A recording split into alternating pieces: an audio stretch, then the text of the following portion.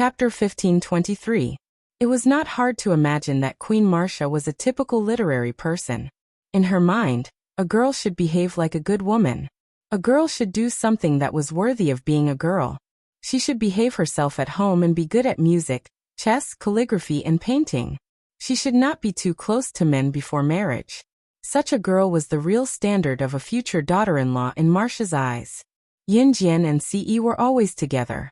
Marcia did not know about the relationship between Yunjian and Ce, so she did not have a good first impression of Yunjian.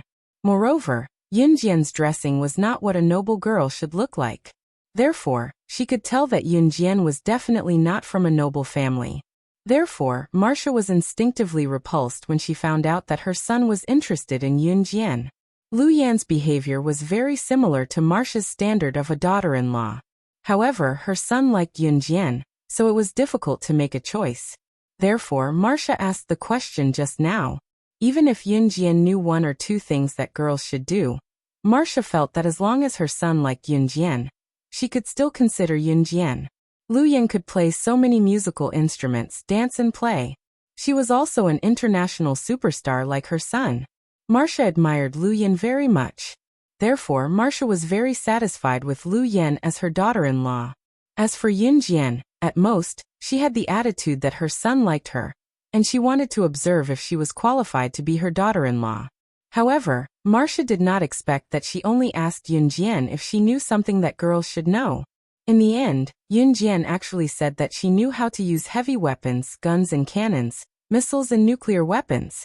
She also said that she knew how to kill people. Marcia was completely shocked by Yunjian's words. God! Was this still something that a girl should say? Weapons, guns and cannons. These were things that men should do. But what about Yunjian? Yunjian, on the other hand, actually knew how to use these terrifying weapons. Holding back the urge to faint, Marcia held Lu Yan's arm to hold hers so that she did not pass out from the shock of Yunjian's words. Lu Yan was also shocked by Yunjian's words.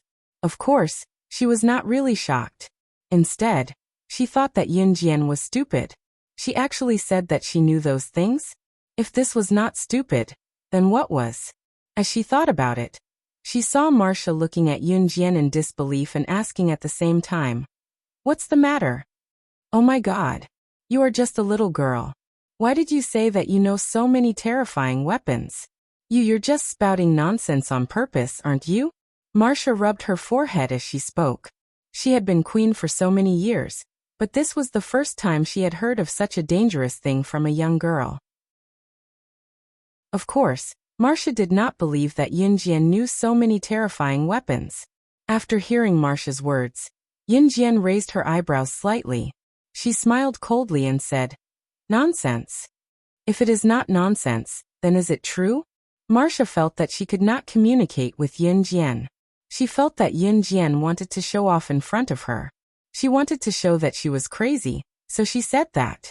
Just when Marcia finished her sentence, she saw that Yunjian, who was standing in front of her, suddenly flipped her hand and a butterfly knife appeared out of thin air.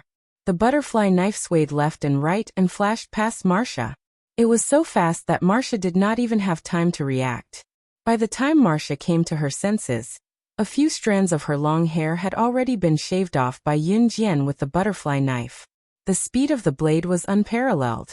This change made Marcia's face turn pale. Lu Yan, Richard, and the group of servants around them were also shocked. When everyone looked up at Yunjian, they saw Yunjian with a cold smile and said coldly, Chapter 1524. Yunjian had cut off Marcia's long hair with the butterfly knife. She was so fast that no one could react in time. In addition to what Yunjian said later and the butterfly knife she held in her hand, it was hard to believe. Marcia was really frightened, even though she did not believe Yunjian's words. "You are looking down on the royal power. Put down the knife. Otherwise, the soldiers of country H will charge you with murdering the queen and execute you." Marcia was really scared, but the queen's prestige that came from her bones made her unwilling to lower her head. Thus, Marcia shouted at Yunjian. Marcia's backer was the royal family of country H. Other than that, she had nothing. In Marcia's mind, Yin Jian was just an ordinary little girl from Country Z. She did not have the ability to fight against the royal family of Country H. Once the soldiers of Country H took action, how could she, Yin Jian, survive? However, she did not know that Yin Jian was not afraid at all. After hearing Marcia's words, Yin Jian's smile became more obvious. She curled her lips and revealed a strange smile in front of everyone. You can try and see if your Country H soldiers are faster, or if I'm faster when I'm cutting your neck. Yin Jian said coldly. Marcia trembled when Yin Jian looked at her with her cold eyes. She did not know why. She did not believe that Yin Jian could do anything to her, but when she met Yin Jian's sharp eyes, she actually felt scared. After all, Marcia was the queen of Country Z. She could not afford to lose her face. Thus, after Yin Jian finished her words, Marcia wanted to say something forcefully. However, this time, before Marcia could say anything, Richard pressed her shoulder. Mother, this is just a misunderstanding, a misunderstanding. Yin Jian likes to joke. In Country Z, she is still underage. She is not sensible, please forgive her. Richard was so scared that his face turned pale. The girl he liked quarreled with his mother. Was there still any hope for him? Marcia was actually scared by Yin Jian. After Richard said that, Marcia immediately followed Richard's words and found herself an excuse. When Marcia was about to scold Yin Jian with her status as the Queen of Country, she saw Ce holding Yin Jian's hand and pulling Yin Jian into her arms. Seeing this, Marcia was even more annoyed with Yin Jian. She turned her head and wanted to find Lu Yin, but found that Lu Yin was not beside her. Where is she? Where did Lu Yin go? Sister, I don't know when Duanya is standing on the road. I'm afraid that a car's coming. Sister, can you quickly carry Duanya down? Duanli ran to Yin Jian and said hurriedly to Yin Jian. Xiao Yunju and Duanli did not pay attention to Duanya for a while, and Duanya was standing on the road from the field. They did not know how Duanya got up there. There were a lot of cars on the road. It was very likely that an ignorant child would get into trouble if she stood on the road. No one saw that Lu Yin, who had disappeared for a while when Marcia and Yin Jian were talking, had returned silently. When Yin Jian heard Duanli's words, her heart skipped a beat. Just as she turned around, she saw Duanya standing in the middle of the road in a daze. Not far away, a large truck was driving towards the middle of the road where Duanya was standing. The truck was very big and the driver's seat was very high. The driver was driving the truck and did not notice Duanya, who was standing in the middle of the road in a dazed and pitiful manner. Oh my God! At this moment, even Queen Marcia was shocked. If the truck ran over Duanya's small body, Duanya would definitely die. She might even be crushed into minced meat. Sister! Duanli saw this scene and screamed in fear. It's over, that child is finished. Even the farmers who were farming nearby covered their eyes and did not dare to see what was going to happen next. Chapter 15:25. The truck driver was sitting high up in the driver's seat, humming a song as he drove. He did not notice that not far from him, poor Duanya was blinking her eyes as she watched his truck drive over. Duanya did not have much experience, so she was not as witty as Duanli. Perhaps it was because she was born in a poor family and was beaten by her alcoholic father every day. So Duanya had developed a quiet and unreasonable personality. Even now, when the truck drove over, she did not know how many times to shout for help. She just blinked her eyes and stared blankly. Due to her young age, Duanya had no concept of death. The surrounding farmers were shouting for the driver of the truck to stop. However, the driver did not notice Duanya's existence at all. He was humming a song with his eyes closed. From the looks of it, the driver should be listening to music. The people standing around all let out terrified cries. It's over. This little girl is definitely done for. It's a truck. The entire truck is going to run over this little girl. Will she still be alive? Queen Marcia was so frightened by the sudden change that she closed her eyes.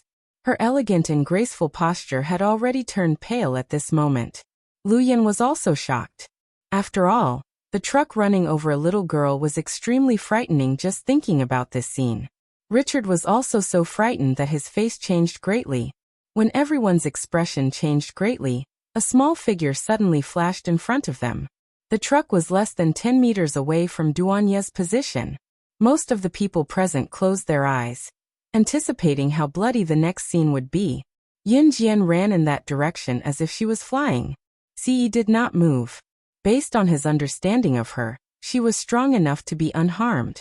Therefore, Ce grabbed Xiao Yunju and Duanli's collars and did not let Xiao Yunju and Duanli run over there and increase Yunjian's burden.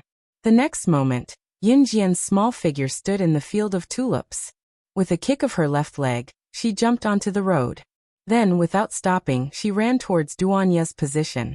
Her speed was comparable to a speeding sports car. Marcia and the others who were standing on the spot were completely dumbfounded. They felt that the reason why the driver didn't stop was that Duanya was too far away from the road where Duanya was standing. It should be known that it would take at least 30 seconds for a normal person to run from here to Duanya's position. What about Yunjian? She actually used a mere 6 seconds to rush in front of Duanya and grab Duanya in the next second. At this moment, the truck was already right in front of Yunjian. The driver suddenly noticed Yunjian and Duanya, but it was too late for him to turn the steering wheel in fear. Yunjian. After Lin Wan reacted, her eyes widened. She strode over there. Richard was also frightened, but he did not rush towards Yunjian. Queen Marcia was also terrified. No one dared to see the bloody scene. However, just when everyone thought that the truck was about to hit Yunjian and Duanya in the last 3 seconds, Yunjian and Duanya were about to be hit. Yunjian, who was about to be hit, grabbed Duanya with one hand. At the moment when the truck was about to hit them, she stomped hard on the ground and leaped up. Seeing this scene from afar, everyone thought that Yunjian was crazy. Then in the next breath, Yunjian leaped 2 meters high. She landed on the glass of the truck, stepped on a dent in the truck, and jumped again with the help of gravity. In the second jump, Yunjian jumped more than 4 meters high. The truck was at most 3.8 meters high, so Yunjian easily jumped onto the roof of the truck. Without hesitation, she ran 2 steps from the roof of the truck, grabbed Duanya, and jumped down from the roof of the back of the truck, easily avoiding the disaster that almost happened. She jumped from the front of the truck to the roof of the truck, and then jumped down from the back of the truck. Yunjian directly jumped over a truck, and the whole process only took 5 seconds. Marcia, Richard, Lu Yan, and the others who were standing far away suddenly saw this scene. They were so scared that their faces turned pale. Yunjian could actually take people and avoid the collision of the truck at such a high speed. Chapter 15:26. Oh my God! Who is this little girl? Is she Superman? She jumped over the roof of the truck. Isn't this something that only Supermen in fantasy can do? Oh my God! She is so awesome! She was simply a superwoman. This foreign girl is so awesome. The farmers who were sowing and combing the tulips in their fields were discussing Yunjian's actions in Country H's native language. Queen Marcia, who was standing in the distance, kept changing her expression. As the queen of the kingdom, Marcia had always maintained her calm and graceful demeanor as a queen. What Yunjian did just now, however, took Marcia by surprise. When Yunjian leaped over the roof of the truck and landed steadily to avoid the dangerous car accident with Duanya, Marcia was stunned. Marcia's eyes widened. She looked as if she had encountered something terrifying. This was the first time that Marcia lost her composure in front of others. Oh my God! Yunjian she. Richard also stared at Yunjian with fear. He was really frightened by Yunjian's skills, so he stammered and could not react for a long time. Lu Yan's face also darkened when she saw that Yunjian had saved Duanya and Yunjian, and that Duanya and Yunjian were unharmed. No one saw that Lu Yan clenched her fists tightly. Lin Wan, who was running towards Yunjian, stopped when she saw this scene. Yao Lily observed the reactions of the people around her. She wasn't too surprised. Instead, she tilted her head slightly and patted Richard's shoulder. She said to Richard, "Don't worry. Hey, SS is much more powerful than this. Just a little thing and you are all so scared, haha." As soon as Yao Lily finished her words, Richard suddenly looked up at Yao Lily. No matter how powerful she is just a little girl. How powerful can she be? Lu Yan was not convinced. Besides, Yao Lily was not on good terms with her, so Lu Yan sneered at Yao Lily first. How could Yin Jian be so powerful? No matter how powerful she was just a girl. How powerful could a girl be? Lu Yan did not believe what Yao Lily said about Yin Jian wiping out a small organization. Yao Lily was so exasperated by Lu Yan's words that she wanted to reveal Yin Jian's identity and scare the latter. Yao Lily knew that Yin Jian's identity was related to the senior members of an Han organization. However, Yao Lily controlled herself. Yao Lily knew that Yin Jian's identity should not be exposed. You don't believe me? Just you wait.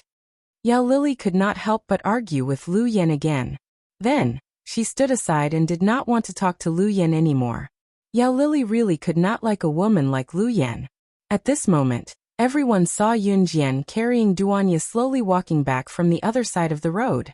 After the initial shock, Marcia was a queen after all. Naturally, she had good leadership skills. Seeing that Yun Jian had returned, Marcia reverted back to her calm and graceful queen-like demeanor. Seeing Yun Jian carrying Duanya back, Marcia could not help but scold her. You people are not only rude when eating, even your children are not obedient. They run around everywhere. After that, Marcia turned to face Yun Jian with her back and extended her hand to Lu Yan, telling her, Lu Yan, what do you think? Yin Yan, hold my hand. I am tired. Let's go back to the palace. Marcia had just finished her sentence and reached out her hand to Lu Yan. Lu Yan saw this and did not respond. Suddenly, a fierce kick landed on Lu Yan's abdomen, knocking Lu Yan down on the spot in the tulip field. Queen Marcia only saw a shadow in front of her. When she came back to her senses, she saw that Yun Jian had already kicked Duanya to the ground, and the shadow flashed in front of Lu Yan. Chapter 1527. Marcia liked Lu Yan very much. How much did she like Lu Yan? Just now, Marcia wanted Lu Yan to help her back to the palace. Who was Marcia? She was the queen of H country. H country was not a backward country. As the queen of H country, not everyone was qualified to serve her. Marcia really wanted Lu Yan to be the future queen of H country. She wanted Lu Yan to be the lover of her son, Richard. Although Lu Yan was an actress, Marcia's own son, Richard, was also an actress. In the eyes of H country, being an actress was not an unspeakable occupation. Z country might have regarded actors and singers as improper occupations in the past. A long time ago, only those who looked slightly better, but had a lower standard of living would choose to be an actress. H country changed their views earlier than Z country in this aspect. Therefore, Marcia did not mind if an actress became the queen of H country. When Marcia chose her son's future wife, she never considered whether the woman was clean or not. Instead, she considered whether the woman would benefit her son's future and development. Lu Yan had a bright future now. Her international status was almost the same as Richard's. The only difference was that one was a movie queen and the other was a movie king. One was a man and the other was a woman. Therefore, Marcia liked Lu Yan because of Lu Yan's background and support. Therefore, when Marcia reached out to Lu Yan to help her back to the palace, Yun Jian suddenly kicked Lu Yan into the tulip field. Then, she leaned over and put the shiny butterfly knife on Lu Yan's neck. Marcia was completely stunned. The people around did not understand why Yun Jian suddenly kicked Lu Yan into the tulip field. Marcia was even more confused. Of course, as the queen of a country, Marcia naturally could not reach out to help Lu Yan, who was kicked into the tulip field. Marcia just looked at Yun Jian from the corner of her eyes. Her eyebrows were almost knitted into a line.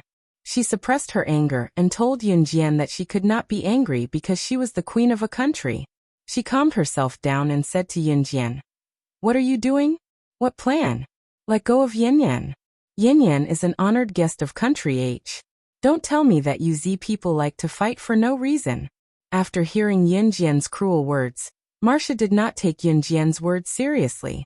Even when Yun Jian saved Duanya from the truck and did such a terrifying thing, Marcia did not take Yun Jian's words seriously. Murder?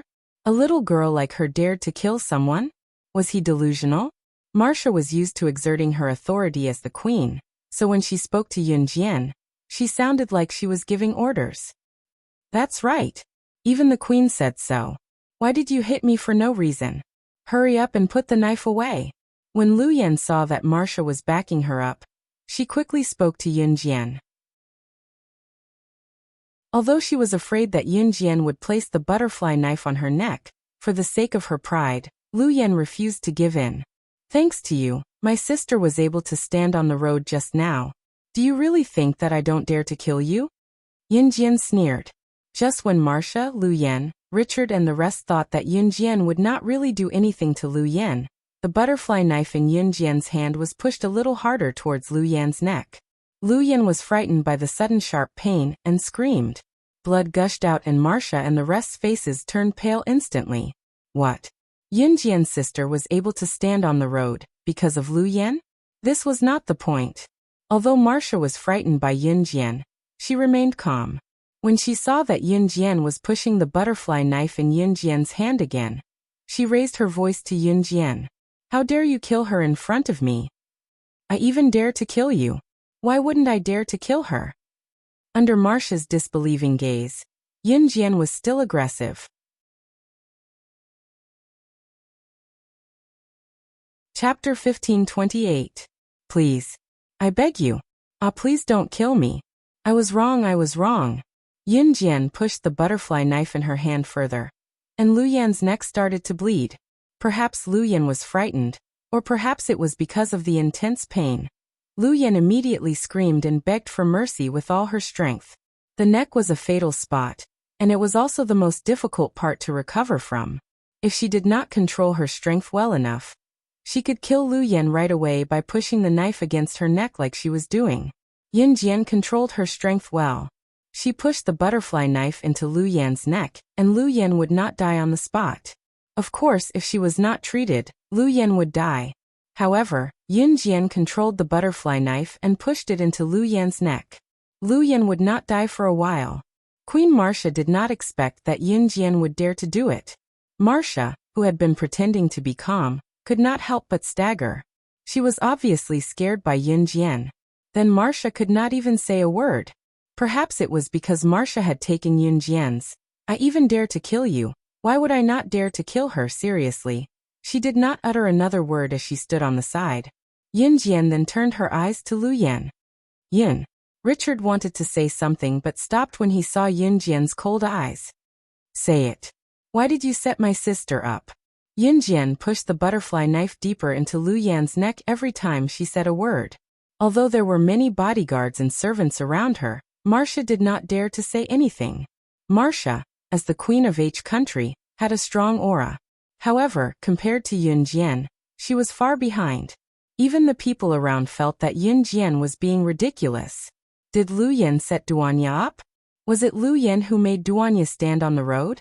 Even if the people around didn't believe that Lu Yan was behind Duanya's incident, they had to hold their breath and look at Yun Jian. Just when Marcia and everyone else thought that Lu Yan was wrongly accused, in order to save her own life, Lu Yan did not care about anything else. She immediately spilled out everything that had happened to her.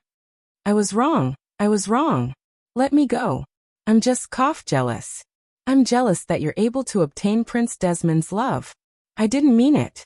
I was wrong. Don't kill me. As long as you don't cough. Don't kill me. Whatever Prince Da, I'll give it all to you. I won't pretend to be a lady in front of the queen anymore. Cough. As long as you let me go. Lu Yan was so scared that she started to talk nonsense. At this moment, Lu Yan could not think of anything else. Her mind was only filled with fear. What? Queen Marcia was shocked when she heard Lu Yan's words. So what Lu Yan did just now was all an act. Queen, as Richard's friend, I have to say that Lu Yan's current achievements were all due to her subterfuge. Yao Lily also said to Marcia. Yao Lily would not say anything more. He had already said what he wanted to say. What happened next would depend on Marcia's own opinion.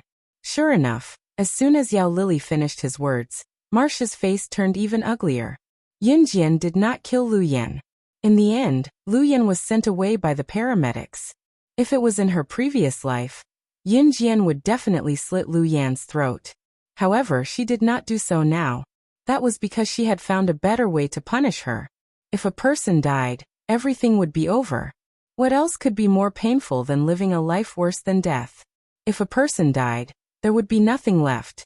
Since Lu Yan dared to lay her hands on Duanya, Yunjian would definitely ruin her reputation and make her live a life worse than death. She would not die a quick death like this.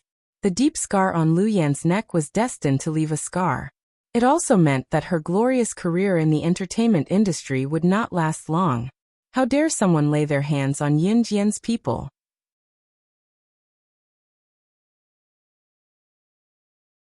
Chapter 1529. Lu Yan's matter came to an end. Lu Yan, who was sent to the hospital, was not well liked, so no one was willing to accompany her.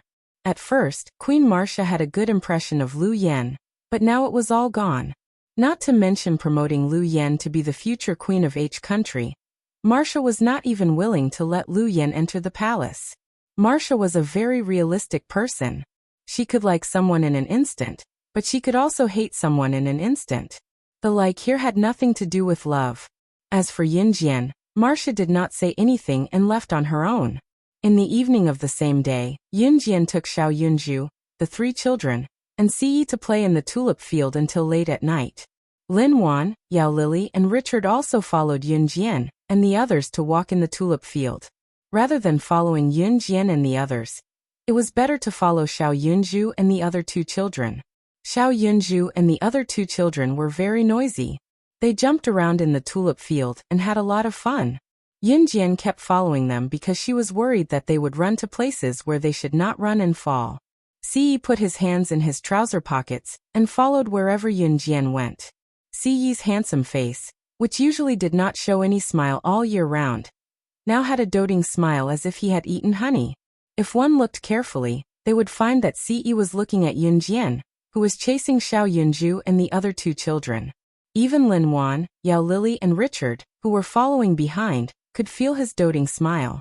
Seeing this, Richard clenched his fist again and his pupils shrank. It was not until Xiao Yunju and the other 2 children were lying on the side of a tulip field, panting and resting, that Yunjian stopped. The others who had been following behind also came up.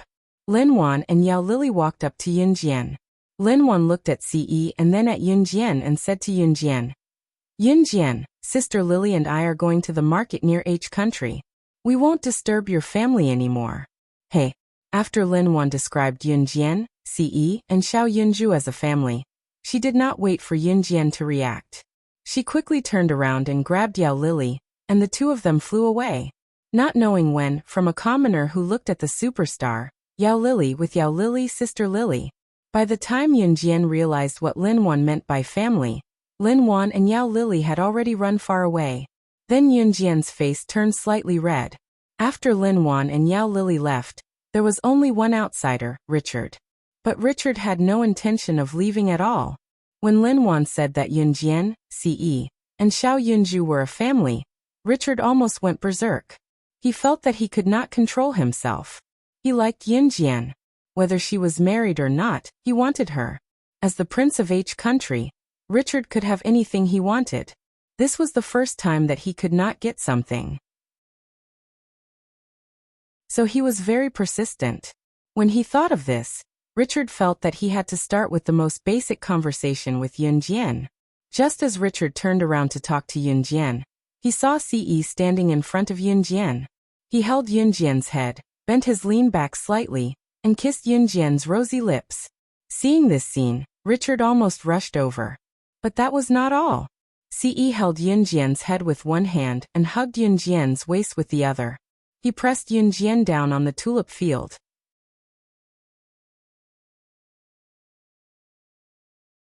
Chapter 1530. Si Yi pressed Yunjian down on a patch of tulips. The patch of tulips that had fallen down seemed to have formed a natural bed for Si Yi and Yunjian. Other than the patch of tulips that Si Yi was pressing down on Yunjian, the other tulips on the field were still standing. The tulips weren't short. If someone were standing far away, they wouldn't be able to see the scene of Si Yi pressing down on Yunjian. However, Richard was standing less than 5 meters away from Yunjian and Si Yi. Richard could clearly see that Si Yi was kissing Yunjian's lips and pushing Yunjian down on the tulips. The 2 of them were in close contact. as if the clouds were a house and the earth was a bed. This scene made Richard want to die. Richard clenched his fists tightly, and was so angry that his face was about to turn green. But what was worse was that Siyi's hand, which was wrapped around Yunjian's waist, slid from Yunjian's back to her front. His large, well-defined hand even grabbed onto Yunjian's ample bosom through her thin clothes. This scene made Richard so angry that he almost vomited blood. You guys. Stand up. Richard couldn't hold back and took a big step forward. His handsome face revealed a fierce expression. Oh, you haven't left yet. Siyi's handsome face, which angered both men and gods, curved his lips slightly. After hearing Richard's words, he didn't pull Yunjian up. Instead, he rubbed Yunjian's ample bosom even harder. Yunjian was kissed by Siyi and had her sensitive area grabbed. Her rosy face couldn't hide her embarrassment, and she couldn't help but let out a soft moan. At this moment, Richard was about to explode from anger. Get up! Get up! Richard took another big step forward and shouted. His upbringing as a prince told him that he could not go up and pull Siyi off Yunjian directly. It was impolite. Richard could only stand beside Yunjian and Siyi and shout at them. Xiao Yunju and the other two were playing hide and seek in the distance, so they didn't see this scene. The three children were having a lot of fun. Siyi kissed Yunjian in front of Richard for more than 10 minutes before he raised his head and cast a sidelong glance at Richard. Siyi's handsome face made Richard feel inferior. But what could he do? He was the Prince of Country H and held a high position. Many women were waiting to climb into his bed. Siyi was just a little more handsome than him. Moreover, he was also a handsome man. He was even an international superstar and an award-winning actor. Hurry up and get up, you two. Richard clenched his fists and said to Siyi in a muffled voice. If it wasn't for his manners as a Prince of Country H, Richard would have rushed forward. When Siyi heard Richard's words, his handsome face curved into a smile. I'm flirting with my wife. If you say get up, we'll get up, okay? At this moment, Siyi looked down at Yunjian. He shamelessly grabbed Yunjian's ample bosom in front of Richard. There are tulips planted where you're lying. You're destroying the environment. So get up now. Otherwise, I'll punish you for destroying the environment according to Country H's laws. Richard dared not expose his thoughts directly, so he could only come up with an excuse.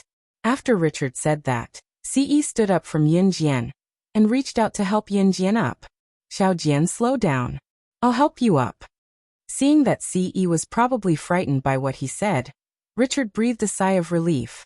It looked like he still had a chance to snatch Yunjian away from Siyi. Just as Richard thought about it, Siyi spoke again. Siyi was helping Yunjian up slowly from the tulips, and said something that made Richard puke blood.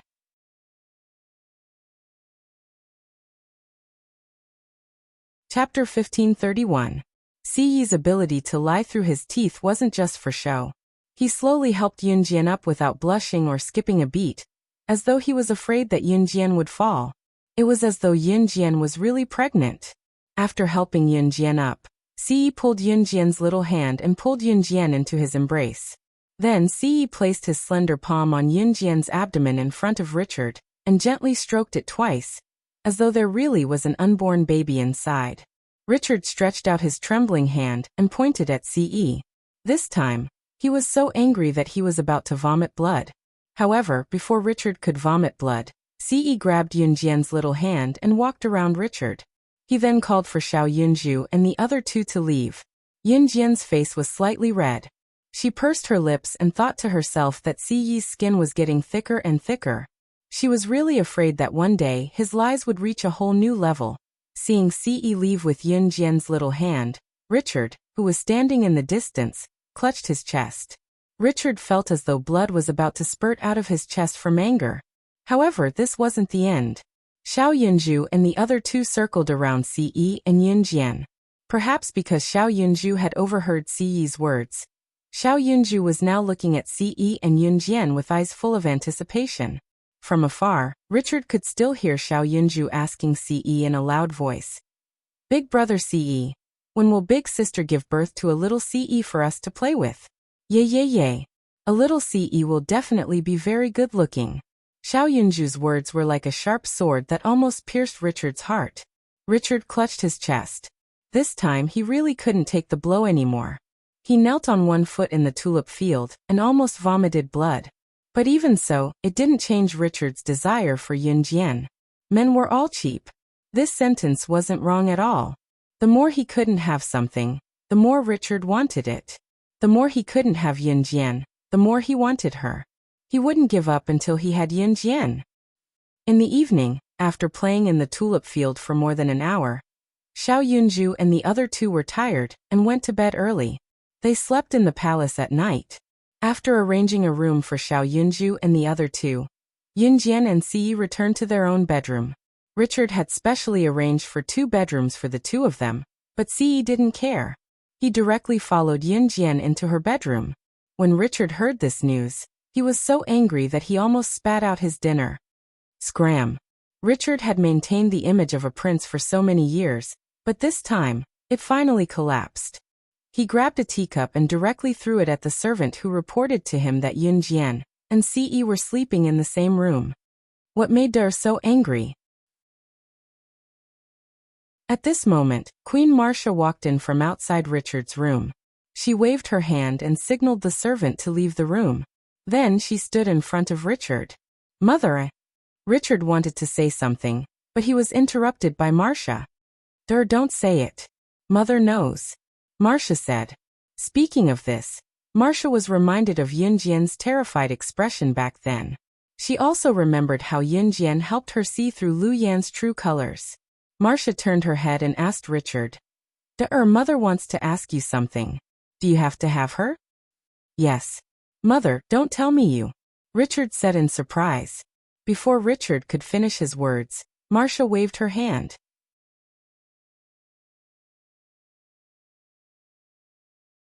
Chapter 1532. No one else heard the conversation between Marcia and Richard except for them. The next morning, Yunjian wanted to get up at around 5 or 6 o'clock. Yunjian wanted to go for her morning exercise, but Ce stopped her. Yunjian was puzzled. She did not understand why Ce stopped her from going for her morning exercise. However, after Ce finished his next sentence, Yunjian decided to give up on the idea of going for her morning exercise.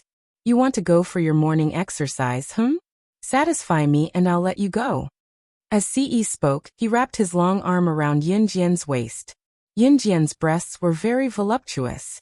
When Ce wrapped his arm around Yunjian's waist, he could feel the softness of her large lower body. This made him even more unwilling to let go. After hearing Ce's words, Yunjian did not dare to move anymore. Especially after hearing what Ce said in the tulip field. Yunjian was really afraid that Ce would do something to her. It was not that she did not like Ce to do something to her, but she was afraid. That's right, Yunjian was not afraid of getting hurt, but when it came to this kind of thing, especially when it came to Ce, who she liked, she was really shy and afraid. Cough cough.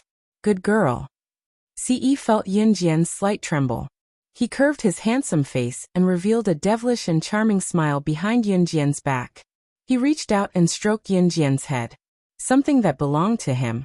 He would take it for himself one day, completely and completely. And that day wasn't far from now. He was already 20 years old. It was time to have an heir. If Yunjian heard Ce's inner thoughts, Yunjian would probably facepalm again.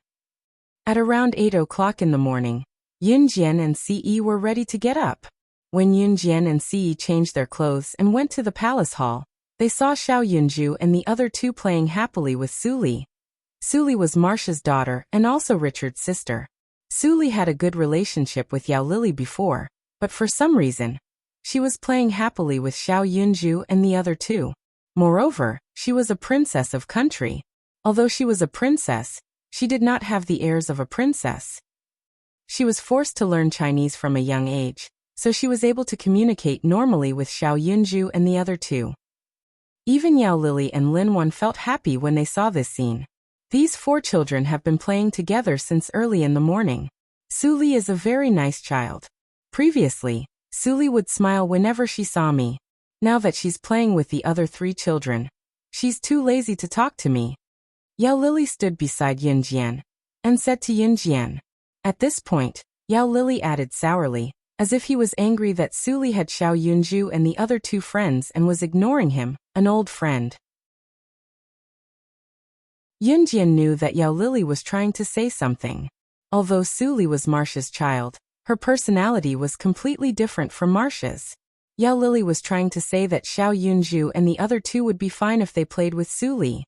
Yunjian nodded. Sister. Brother Ce. Suli just said that there is a very fun theme park nearby. It is different from the ones we used to play in. Can we go there today?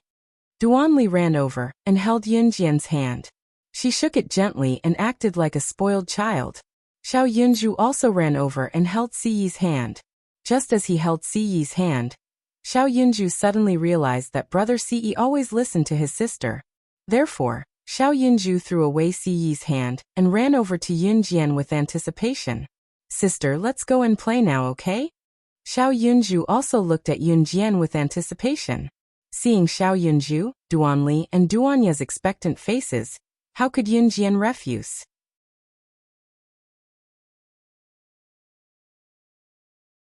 Chapter 1533. Yay, that's great. Let's go play. Let's go to the amusement park. Xiao Yunju and the other two clapped excitedly and jumped up and down. Suli was older than Xiao Yunju and Duanli, so she didn't do the childish thing of clapping and cheering when she heard something that made her happy. Suli was quite excited when she saw Xiao Yunju and the other two being so excited. They could go to the amusement park again. However, in order to make herself look more mature, Suli stood on the side and grinned at Xiao Yunju and the other three. You guys are so childish. You should learn to be more mature like me. Finally, with Xiao Yunju and the other two skipping forward, the group arrived at the amusement park. Richard might have gotten his mother's approval, but he didn't want to see Ce and Yunjian being intimate, so he didn't go with them to the amusement park. Richard didn't go with them, which was quite surprising, but no one noticed it. Yao Lily and Linwan went with them, but before they went, they secretly agreed to stay away from Yunjian and Ce when necessary. They couldn't ruin their family's beautiful fun. Only Yunjian, Ce, Xiao Yunju, Suli, Yao Lily and Linwan went. Suli was the princess of country H, so when the group went out, Suli called her own car to send Yunjian and the others, including herself, to the amusement park nearby. The amusement park located near Country H's palace was translated into Country Z's Chinese, Pleasure Island Amusement Park. Of course, Pleasure Island Amusement Park was only translated into Country Z's Chinese name. It was called differently in Country H's language. At this moment, Suli's private car had already brought Suli, Yunjian, and the others to the entrance of the amusement park. Pleasure Island Amusement Park was a fairy tale-themed amusement park. Therefore, most of the people who came to Pleasure Island Amusement Park were from rich families all over the world. Usually, parents would bring their children here to play. Of course, this was H country. In the Pleasure Island Amusement Park, the majority of people were from H country. The Pleasure Island Amusement Park also had a great influence in the world. Therefore, there were many people from all over the world who came here to travel and play. As soon as they bought the tickets and walked into the Pleasure Island Amusement Park, Yunjian and the others saw many other tourists from Z country having fun. Sister, let's take a pirate ship, a merry-go-round, and Xiao Yunju rattled off a bunch of games in one breath. Looking at Xiao Yunju's expectant look, Yunjian pursed her lips slightly. You guys go ahead. I'll wait for you outside. Ce wasn't interested in these kinds of amusement park games. However, as long as he looked at Yunjian, even if it was a game that he had no interest in, he could still enjoy it. Don't. Big brother Ce, come too. Big brother Ce, come too. Xiao Yunju pulled on Ce's hand and swayed. Sister, big brother Ce doesn't want to go. Xiao Yunju saw that Ce didn't compromise, so he turned his big round eyes to Yunjian and said pitifully, "Let's play together." Yunjian's red lips curved slightly. She looked sideways at Ce and said, "Okay." Almost as soon as Yunjian said that, Ce agreed. The speed of his reply couldn't be faster. Xiao Yunju was satisfied and jumped around happily with Duanli and Duanya. Suli added on from the side. Her words were directed at Xiao Yunju and the others. Your brother and sister are so loving. They treat you so well. They even accompany you to the amusement park to play. When she said this, a trace of envy flashed across Su Li's eyes, along with an imperceptible sense of depression and loneliness. Yeah, big brother Ce and sister treat us so well. Xiao Yunju responded at this time. As they spoke, the group walked towards the amusement park.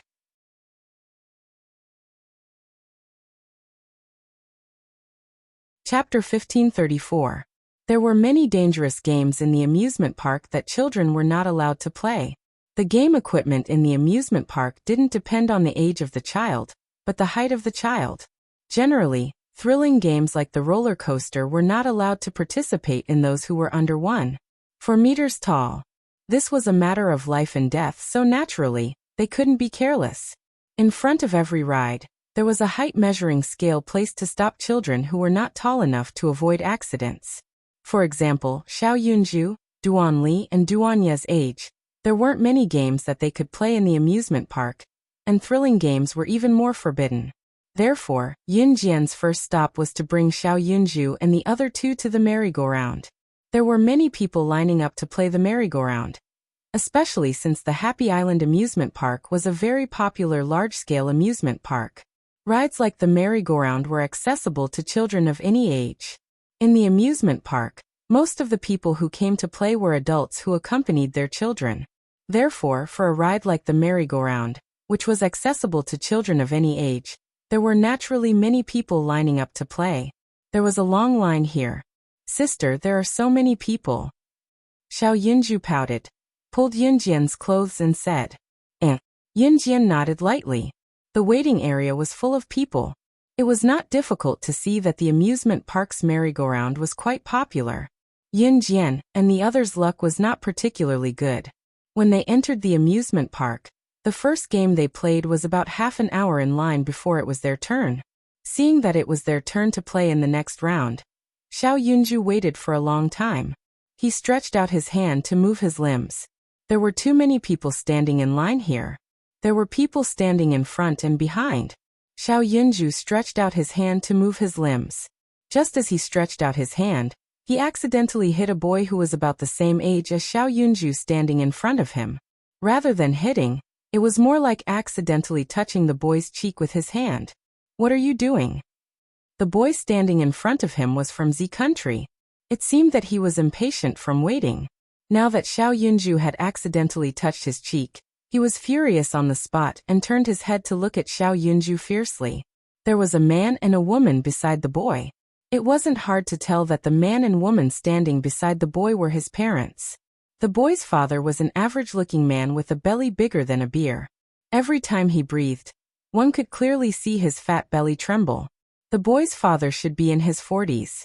The boy's mother was very young. She was only in her mid-20s. If one didn't take a closer look at the similarities between the boy and the woman, it would be hard to tell that the woman was only 25 or 26 years old, but she was already the mother of an 8-year-old boy. It was even harder to tell that this woman and this man in his 40s were husband and wife. Xiao Yunju was shocked by the boy's roar. Xiao Yunju realized that he had accidentally touched the boy's cheek. It was his fault. The teacher said that he had to apologize if he accidentally touched the boy. I'm sorry I accidentally touched you. Xiao Yunju hurriedly apologized to the boy. What's the use of apologizing? Whose child are you? How dare you hurt my Fu? Didn't your mother teach you how to behave? Really, I don't even know if this wild child has any bacteria on his hands. It's so dirty. Before the boy could speak, the boy's mother, who was in her mid-20s, pushed Xiao Yunju away. She squatted down beside the boy and scolded him while wiping his face. While wiping the boy's face, the woman scolded. Children nowadays only know how to apologize. Do they think that they are very polite?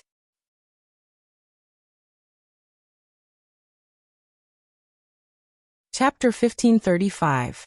As the woman scolded, she also called her son, which was the boy's nickname. The boy's nickname was Fu and his name was Zhang Laifu.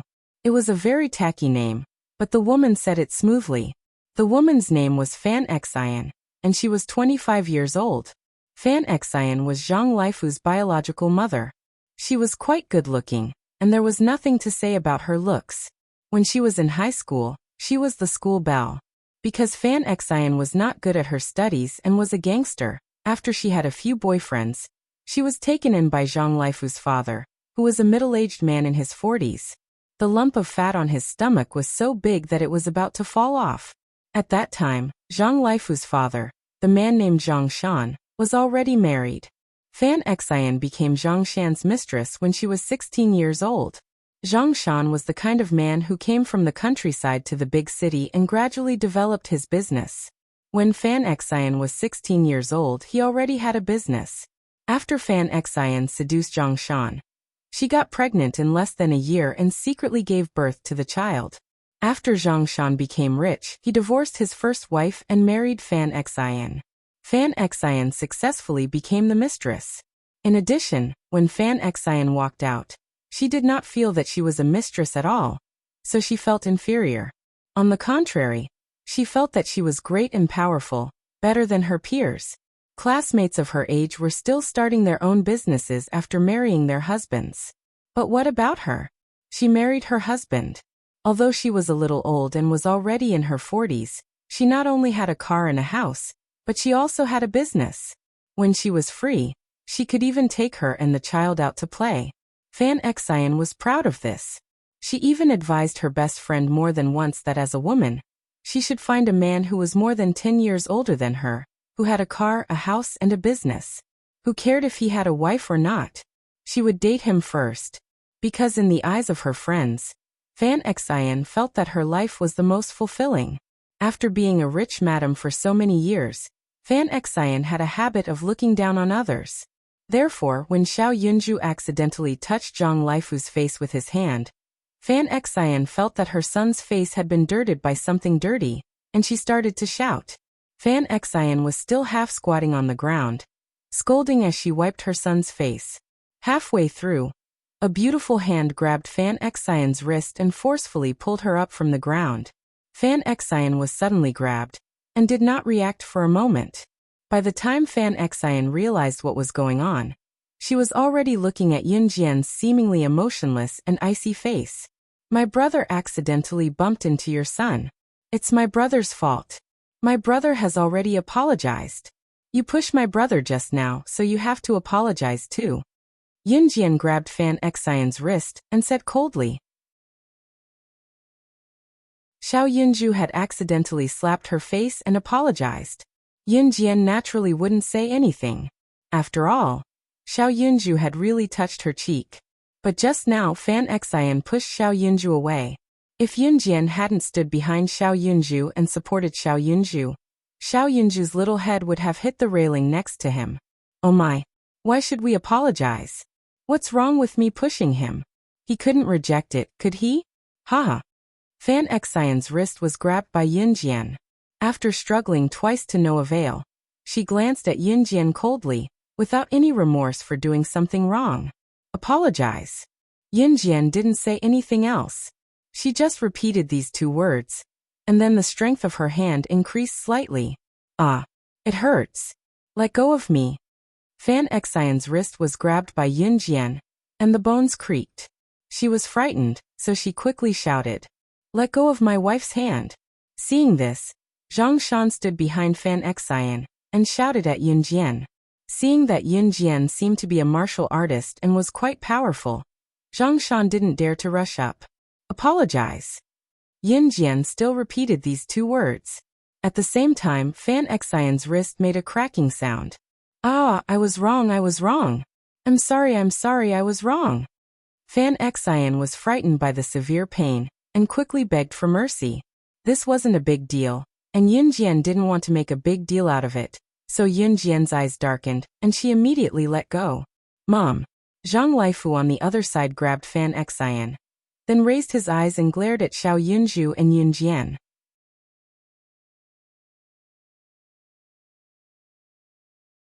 Chapter 1536. At this moment, the entrance to the merry-go-round opened. After waiting for about half an hour, it was finally Yun Jian and the others' turn. Yao Lily and Lin Wan had gone to play other exciting games, So now only Yun Jian and Ce were with the 4 children. Xiao Yunju, Duanli, Duanya, and Su Li. As soon as the entrance to the merry-go-round opened, the unhappiness from before was thrown to the back of their minds. Fan Xian shook her wrist that was grabbed by Yun Jian. She was surprised. Why wasn't her hand hurt? And she didn't feel any pain at all? There wasn't even a trace of being pinched?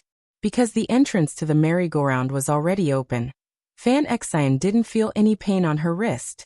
So she quickly grabbed her son, Zhang Laifu, and called her husband, Zhang Shan, and ran to the entrance of the merry-go-round. No one saw Zhang Laifu fiercely glare at Xiao Yunju. His eyes were full of anger, as if he wanted to kill Xiao Yunju. The merry-go-round was quite fun. At least Xiao Yunju, Duanli, Duanya, and Su Li had a lot of fun. After the game ended, Su Li stretched her body and said to Xiao Yunju and the others happily, "It's great to be at an amusement park. It's the first time someone accompanied me to an amusement park. Dad has to deal with a lot of government affairs every day. Mom doesn't want to accompany me to the amusement park. In the past, it was only the attendants who accompanied me to the amusement park. Thank you." Su Li's eyes were full of emotion. At the same time, hidden in Su Li's eyes was an undetectable and unfathomable loneliness. "We'll play with you in the future." Xiao Yunju and the others blinked. They looked at Su Li with their innocent eyes and smiled at her. Really? Su Li looked up at Xiao Yunju and the others and asked with a trembling voice. "Of course it's real. Let's go play other games." Xiao Yunju and the others were ready to move. Then they pulled Su Li to other places. "Let's go play the pirate ship. Sister will play the pirate ship with us. Yay yay yay." At this time, Xiao Yunju and Duanli seemed to have found a new goal. They pulled Yun Jian and shouted excitedly. The pirate ship was a more exciting game. Although the pirate ship did not sway too much, if you were to sit on the pirate ship, you would feel like your heart was about to be shaken out of your body. Especially when it swayed from side to side more and more violently. It felt like if a person was sitting on a pirate ship without a seat belt and enhanced safety features, they would be thrown off. In the amusement park, you would find that the more dangerous the game, the more complicated the safety measures. Because the pirate ship was a very exciting game, there was a limit to the height of the players. The island's height. SSSSS. Is SSSSS. Xiao Yunju, Duanli, and Su Li wanted to experience the thrill of the pirate ship. Yun Jian had to let Duanya stand there, and let Ce look after Duanya. Yun Jian accompanied Xiao Yunju, Duanli, and Su Li. Because the pirate ship was exciting and the children's height was limited, there weren't many people waiting in line to play the pirate ship. Yun Jian and the others waited for 5 minutes before they could go up. "It's you, huh?" Just as Yun Jian brought Xiao Yunju, Duanli, and Su Li onto the pirate ship, a groan came from behind. Yun Jian turned her head and saw Fan Xian, who had a small conflict with Yun Jian, holding her son Zhang Laifu's hand. "Hee, you dare to come here to play the pirate ship? Don't cry later and go home to your mother." Fan Xian's husband, Zhang Shan, was afraid of playing the pirate ship. Therefore, Fan Xian brought her son Zhang Laifu onto the pirate ship.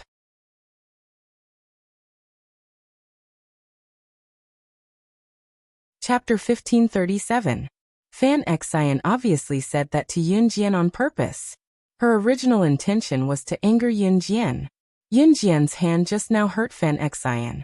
Although Fan Xian didn't feel the pain at all after Yun Jian let go, Fan Xian was a vengeful person. "Get out of the way. Coward, I'll wait to see you cry later. Haha, get out of the way," Fan Xian said. She grabbed Zhang Laifu's hand and swaggered past Yun Jian to the pirate ship. Yun Jian ignored Fan Xian and Fan Xian's son. An ordinary pirate ship could seat 4 or 5 people in a row, but the pirate ship in the amusement park was bigger. It could seat 6 people neatly in a row. Yun Jian and the others had a total of 4 people. Yun Jian was afraid that Xiao Yunju, Duanli, and Su Li would accidentally fall from the pirate ship, so she didn't let them sit on the side. Yun Jian let Xiao Yunju and the other 2 sit in the middle, and then she sat on one side of the row. There were 6 people in a row. Yun Jian sat on the leftmost side, then Duanli, then Su Li, and finally Xiao Yunju. Xiao Yunju was braver, so he was the furthest away from Yin Jian. Yin Jian's row could seat 2 people. Mom, I want to sit with them. I want to see them cry. Zhang Laifu took the seat on the right side of Xiao Yunju and sat down. He looked at Xiao Yunju with a strange look, as if he wanted to kill Xiao Yunju. Fan Xian spoiled her son, so she naturally agreed to Zhang Laifu's words. So Zhang Laifu sat on the right side of Xiao Yunju, and Fan Xian sat on the rightmost side of Yin Jian's row. From left to right, Yin Jian's row was followed by Yin Jian, Duan Li Su Li, Xiao Yunju, Zhang Laifu, and Fan Xian. After the staff fastened everyone's seatbelts and reinforced the safety measures outside, they returned to the control room, and the game officially began. It's about to begin. It's about to begin. Xiao Yunju shouted. TSK, what a coward.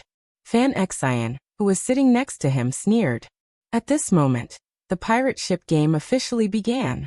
The pirate ship began to sway slowly. Xiao Yunju, Duan Li, and Su Li were not afraid at all. Zhang Laifu's palms were sweating, but for the sake of his face he forced himself to stay calm. Fan Xian was already screaming from being swayed. Yin Jian just put her hand on the armrest and let the wind blow her hair and clothes. She didn't know what fear was at all.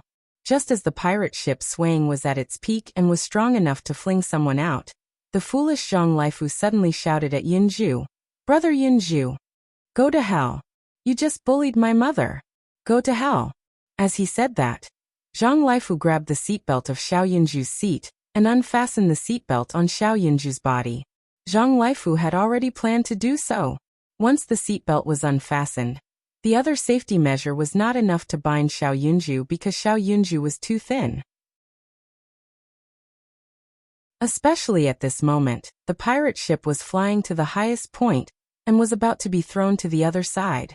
Suddenly, hearing Zhang Laifu's voice, the surrounding people looked over. However, at this moment, the pirate ship swayed down. Xiao Yunju flew out of the pirate ship because he didn't have a seatbelt. Oh my God! Something happened! Oh my God! Someone in the distance saw this scene and shouted in shock. He fell from a height of more than 10 meters. This boy will definitely die. At this moment, whether it was the people sitting on the pirate ship, the people standing on the ground waiting for the next batch of people to play the pirate ship, or the people passing by the pirate ship game, they all exclaimed in shock.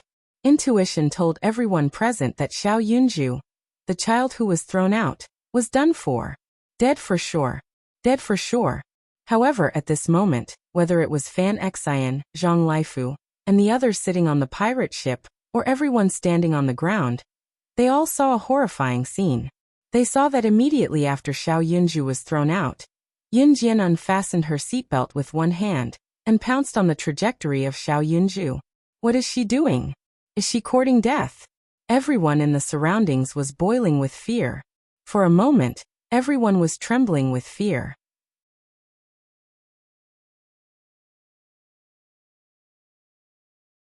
Chapter 1538. The pirate ship swayed left and right, using the motion of the ship's body in the game to sway to the highest point. Therefore, when the pirate ship swayed to the highest point and Zhang Laifu unbuckled Xiao Yunju's seat belt, Xiao Yunju was like a wild goose whose wings were suddenly broken. He fell from a height of more than 10 meters. This scene shocked the people around, but it was understandable. After all, Xiao Yunju was thrown from a height of more than 10 meters. If his head hit the ground first, his head would be smashed in half by the impact. It was not impossible for the blood in his brain to spurt out.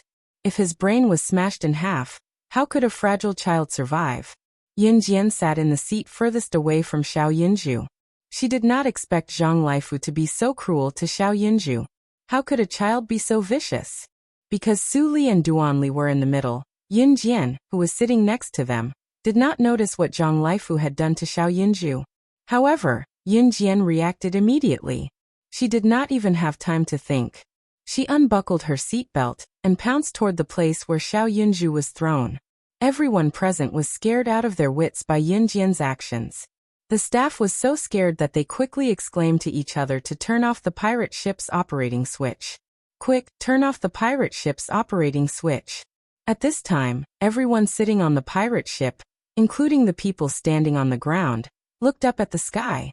Yin Jian did not even think about it.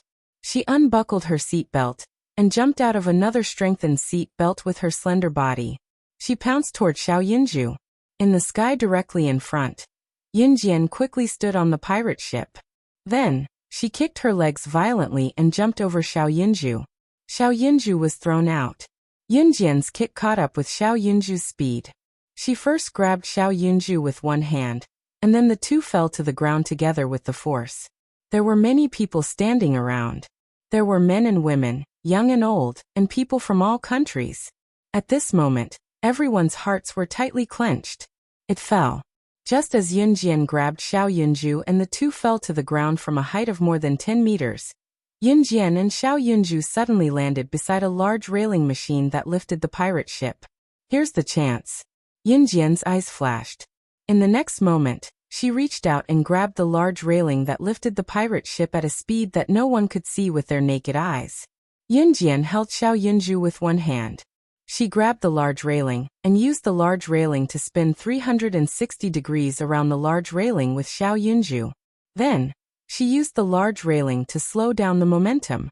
Her body was as light as a feather as she landed easily in the last few meters.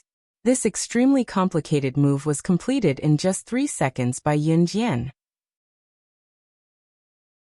3 seconds later, Yin Jian had safely landed with Xiao Yunju. A series of events happened in these 3 seconds. In the eyes of the surrounding people, it was just Yin Jian grabbing Xiao Yunju and using the large railing to slow down the momentum. Then, she jumped and landed smoothly, falling from the pirate ship, more than 10 meters in the air. Yin Jian saved Xiao Yunju and landed smoothly without any injuries. This scene shocked the surrounding people so much that they could not describe it with words. In the next moment, the surrounding people exclaimed one after another, "Oh my God! This little girl is really amazing! Is this a show of Superman saving the world? Oh my God, am I seeing things? This can't be real." Compared to the people of various countries who suddenly saw Yin Jian's shocking performance, on the pirate ship that had been forcefully docked, Fan Xian and Zhang Laifu, who said that Yin Jian would be so scared that she would call for her mother on the pirate ship, were completely shocked. Their faces were pale and bloodless. She was actually so amazing. How was this possible? A person was thrown out of the pirate ship so violently. How could the other person catch up with the person who was thrown out? Not only that, she even saved the other person and landed safely.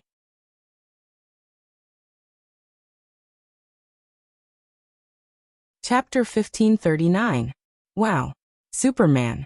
Little girl, you're the best. That's amazing. Could it be that the amusement park deliberately arranged that scene? That was simply too amazing. Too amazing. The surrounding people exclaimed in amazement in their own country's language. At this moment, everyone was applauding and cheering for Yin Jian's actions. It was obvious that Yin Jian's actions had exceeded everyone's understanding of a little girl. She was just a teenage girl. If she hadn't deliberately practiced this kind of performance, how could she have done such a frightening action? In that scene, if Yin Jian's performance had been slightly off, she and Xiao Yunju would have been dead without a doubt. Therefore, when they saw this scene, the surrounding people cheered and screamed. Everyone clapped and applauded. Everyone's eyes, without exception, fell on Yin Jian's body. Their eyes fell on this legendary girl. The pirate ship had completely stopped, and Yin Jian was standing in front of the pirate ship. There were railings all around to prevent the tourists from being accidentally injured while the pirate ship game was running. Just when everyone's eyes were on Yin Jian, they saw Ce using his height advantage to step on the railing and easily jump in. Ce's hand was still holding on to Duanya's collar. Poor Duanya's collar was grabbed by Ce and she swayed closer to Yin Jian. Ce jumped over the railing and entered the pirate ship game facility. He didn't care about the staff shouts to stop him from jumping over the railing, and directly walked towards Yin Jian. Poor Duanya was being held by Ce, but she blinked her eyes and looked pitiful to the onlookers. Although Xiao Yunju was brave, he was still frightened by the dangerous situation just now. When Yin Jian saw Ce walking over, she pulled Xiao Yunju towards Ce. "Keep an eye on my brother." Yin Jian's eyes flashed with a sharp killing intent as she said this very calmly. It was as natural as eating and drinking. Ce understood Yunjian. He pulled Xiao Yunju over. Everyone looked at Yunjian, as if they were looking at their idol. Seeing Yunjian turn around and walk towards the pirate ship, everyone was surprised. Fan Xian, who was sitting on the pirate ship, had already unfastened her and her son Zhang Laifu's seat belt. Seeing Yunjian walking over, Fan Xian panicked. Fan Xian didn't know what her son had just done. They thought that Yunjian was coming over to unfasten Duan Li and Su Li's seatbelts. Seeing Yunjian's calm expression, as if nothing had happened, Fan Xian panicked. Yunjian suddenly glanced over, making Fan Xian speechless. Yunjian raised her hand and unfastened Duan Li and Su Li's seatbelts. She then let them get off the pirate ship by themselves. Fan Xian heaved a sigh of relief, thinking that Yunjian was going to follow Duan Li and Su Li down the pirate ship. Yunjian suddenly grabbed Zhang Laifu. She didn't even think about it and directly threw Zhang Laifu off the pirate ship that was more than 2 meters high. Seeing this scene, everyone's eyes widened. Fan Xian screamed even more exaggeratedly. Ah! Fu! Before Fan Xian could finish screaming, Zhang Laifu was thrown off the pirate ship by Yunjian. He hit the ground and cried out in pain. Before Fan Xian could react, Yunjian had already followed up. In the next second, she stepped on Zhang Laifu's abdomen, who was rolling and screaming in pain.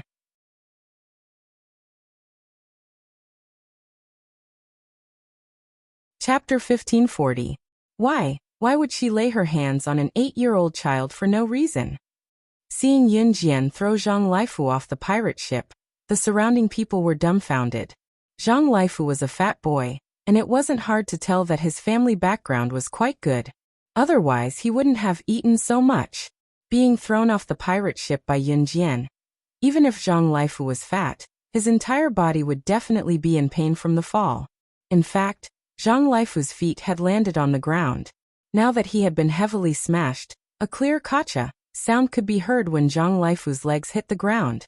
The child's body was thin and weak to begin with, so when Zhang Laifu's legs hit the ground, a clear kacha sound could be heard. Zhang Laifu's legs were fractured.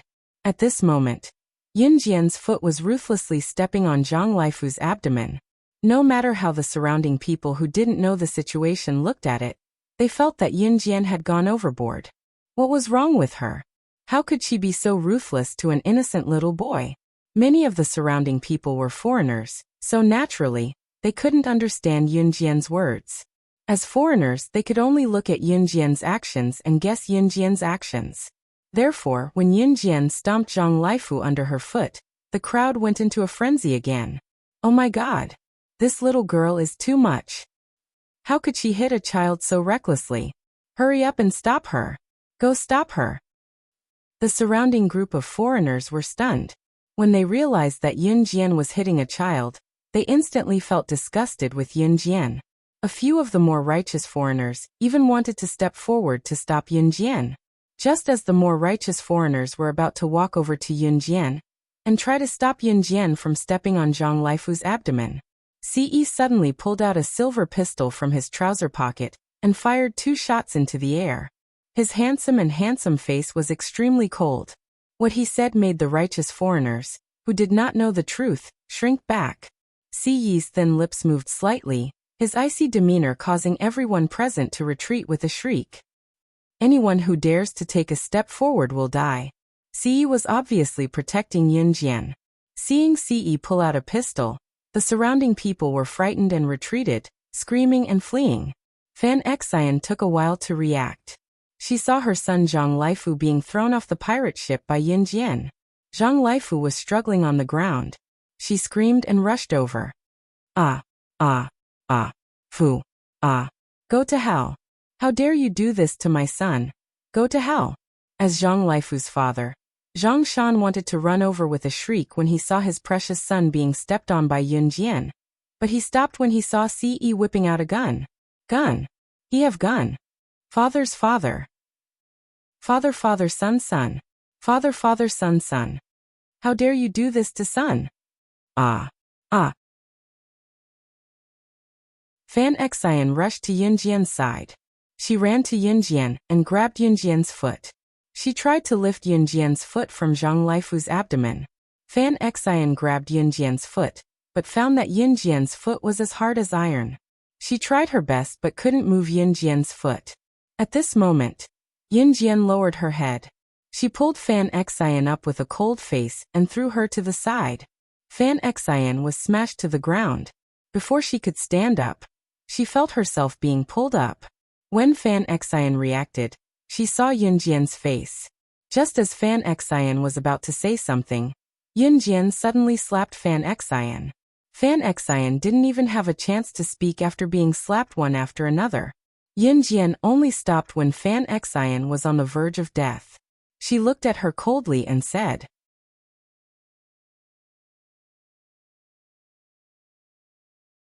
Chapter 1541.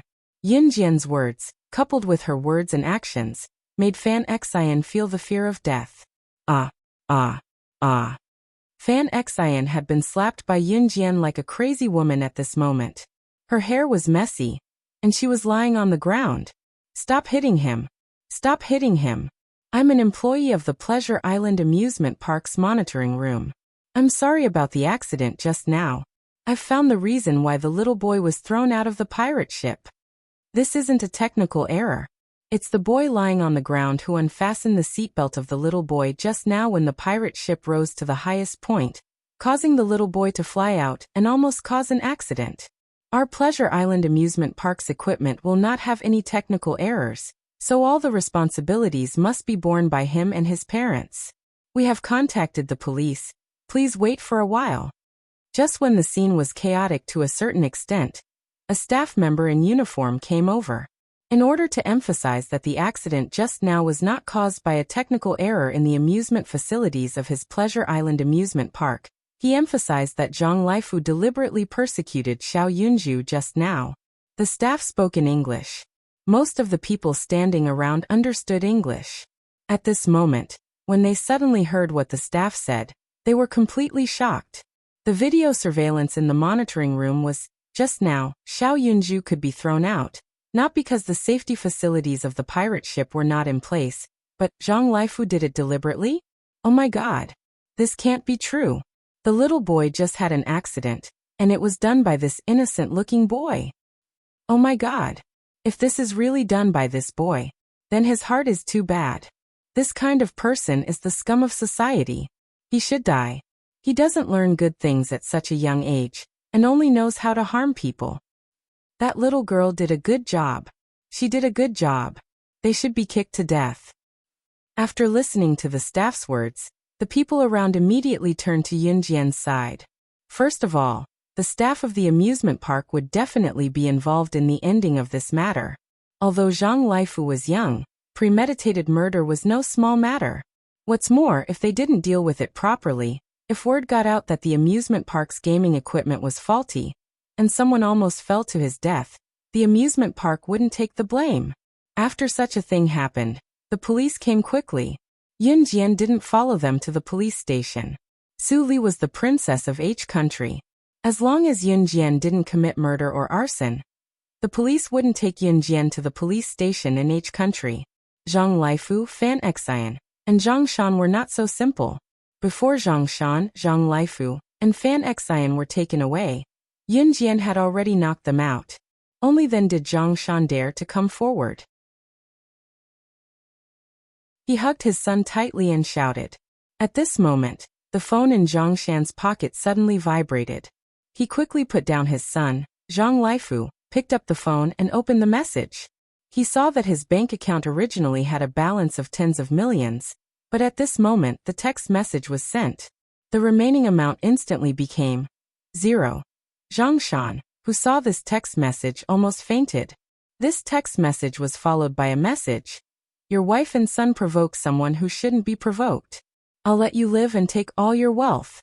Zhang Shan, who saw this text message, fainted directly.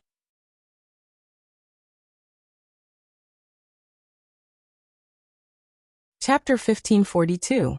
After Zhang Shan fainted, Zhang Shan, Zhang Laifu, and Fan Xian were taken to the police station in Country H. The Pleasure Island Amusement Park had blacklisted Zhang Shan and his family. Even the Pleasure Island Amusement Park, which was located all over the world, had blacklisted Zhang Shan and his family. This meant that Zhang Shan and his family would never be able to visit the Pleasure Island amusement park again. Watching Zhang Shan and his family being taken away, Ce pressed the last button on his phone with his long fingers and put it down. His thin lips curled up slightly under his handsome face. Yunjian had already comforted Xiao Yunju. Xiao Yunju was only frightened at the beginning. After he regained his composure, Xiao Yunju patted his chest and vowed to Yunjian, "Sister, I'm not afraid. I wasn't scared just now. I'm a man." Seeing that Xiao Yunju wasn't frightened, Yunjian was relieved. Just as she stood up, she saw Ce put down his phone. Yunjian was suspicious. She raised her soft hand to take the phone that Ce was holding. Yunjian reached out her hand to take the phone. Ce wasn't afraid of his privacy or secrets being seen by Yunjian. He directly handed the phone to her, but he pinched Yunjian's hand in return. To Ce, she could look at things like the phone as she pleased. But he needed something substantial in return. For example, Yunjian checked Ce's phone twice and found that Ce had actually used his phone to hack Zhang Shan's bank card. He had also sent a message to Zhang Shan. Yunjian checked Ce's phone. She suddenly raised her head and asked Ce softly with a hint of surprise in her voice, "You're a hacker?" Ce replied to Yunjian, and stuck close to Yunjian. Both of them held the hands of Xiao Yunju and the other three children respectively, while Ce pressed his face to Yunjian's ear without the slightest hint of embarrassment. "Why didn't I know you're a hacker before?" Yunjian read the content on Ce's phone seriously, before turning her head to look at him. Turning to the side, Yunjian's cheeks were almost touching with Ce's lowered head. She turned back quickly and asked. Even Yunjian nearly had the urge to cover her mouth when she asked the question. Since when did she sound like a spoiled child? She was becoming more and more playful when she spoke to Ce. "You didn't know it before, but you know it now. There's still a lot of things about me that Xiao Jian needs to know. Do you want to know and see?" Ce suddenly pressed his lips to Yunjian's ear and spoke softly, his soft voice brushing against the edge of Yunjian's ear. Yunjian nearly shuddered from Ce's soft voice. She quickly pushed the playful Ce away and led Xiao Yunju, the other three children, and Suli out of the pirate ship game. Ce's lips curled into a faint smile on his handsome face. It was a smile that he would only show in front of his most beloved Xiao Jian. Watching Yunjian pull Xiao Yunju and the other three children out, a sinister image suddenly appeared in Ce's mind. He wanted to push his Xiao Jian onto the bed and make her give birth to a bunch of children for him. Just like how Yunjian was holding Xiao Yunju and the other three children's hands now. The positions of Xiao Yunju and the others would be his and Xiao Jian's children in the future. 4 was not enough. 10. 20.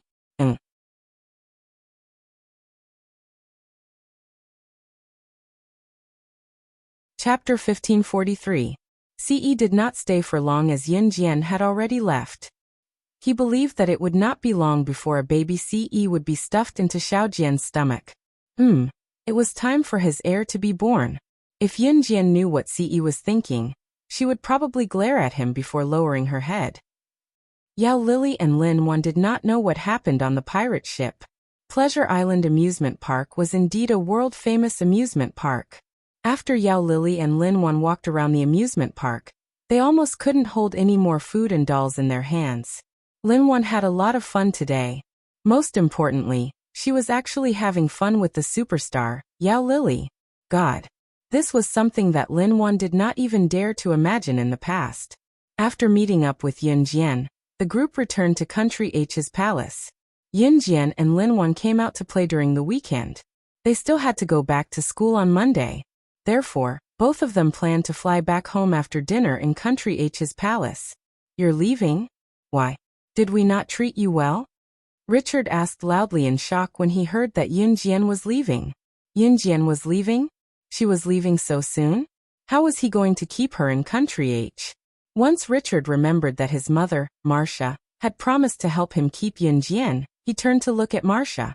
Queen Marcia nodded at Richard, hinting for him not to be anxious. Richard finally calmed down. Everyone was dining at the long table with Queen Marcia sitting at the most prestigious seat. Hearing Richard's exclamation, Yunjian's eyes dimmed but she ignored him. Yao Lily answered Richard's question for Yunjian. They still have to go back to school. Yao Lily's words made Richard's eyes darken. Richard almost said to Yunjian, Country H is so good. Why do you have to come back to Country Z? But after thinking about it, Richard still held back. What happened to Lu Yan was my fault. Please don't take it to heart. Stay for a few more days. Queen Marcia looked at Yunjian and said softly. Even when Marcia was apologizing, her words were full of nobility. It was obvious that she was the queen and everyone sitting below her was inferior to her. I'll return to Z country in a moment. Hearing Marcia's apology, Yunjian did not compromise. She would never change her mind because of anyone. Isn't our country H good? Why are you in such a hurry? Queen Marcia asked again. When she said this, Marcia raised her voice. When Marcia said this, she acted as if she did not hear it at all. Yunjian and Linwan returned to Z country because they had to go back to school. Queen, they really have to go back to school. Even Yao Lily felt helpless about Marcia's dictatorship, so Yao Lily spoke again. Since everyone is sitting here, I'll just say it directly. Yunjian, I misunderstood you before. Now the misunderstanding has been cleared. If you stay, I'll let you become the future queen of Country H. 3 days later, you'll marry my son Richard. Marcia's words were quite dictatorial. She did not even consider whether Yunjian would agree with her decision or not. Hearing Marcia's words, Ce looked up with his deep eyes that were as sharp as an eagle's. His eyes instantly reflected a strong murderous intent. Just before Ce was about to speak, Yunjian grabbed Ce's hand and signaled him to keep quiet. Then Yunjian stood up by herself. I think I must have made you misunderstand something. What Queen of Country H? I don't care. It seems that there's no need to continue this meal. Then I'll never see you again. When Yunjian said this, she signaled them to stand up. Linwan was confused for a moment. What was going on? However, Linwan and the others stood up cooperatively. How dare you? Just when they were about to turn around and walk out of the door, Marcia slammed the table and stood up. I'll give you the position of the future Queen of Country H, such a great honor. And you don't want it? To be honest, I don't like a woman like you. If it weren't for Maida, or who likes you so much, I wouldn't even accept an uneducated woman like you in my country. There was a strong sense of charity in Marcia's words.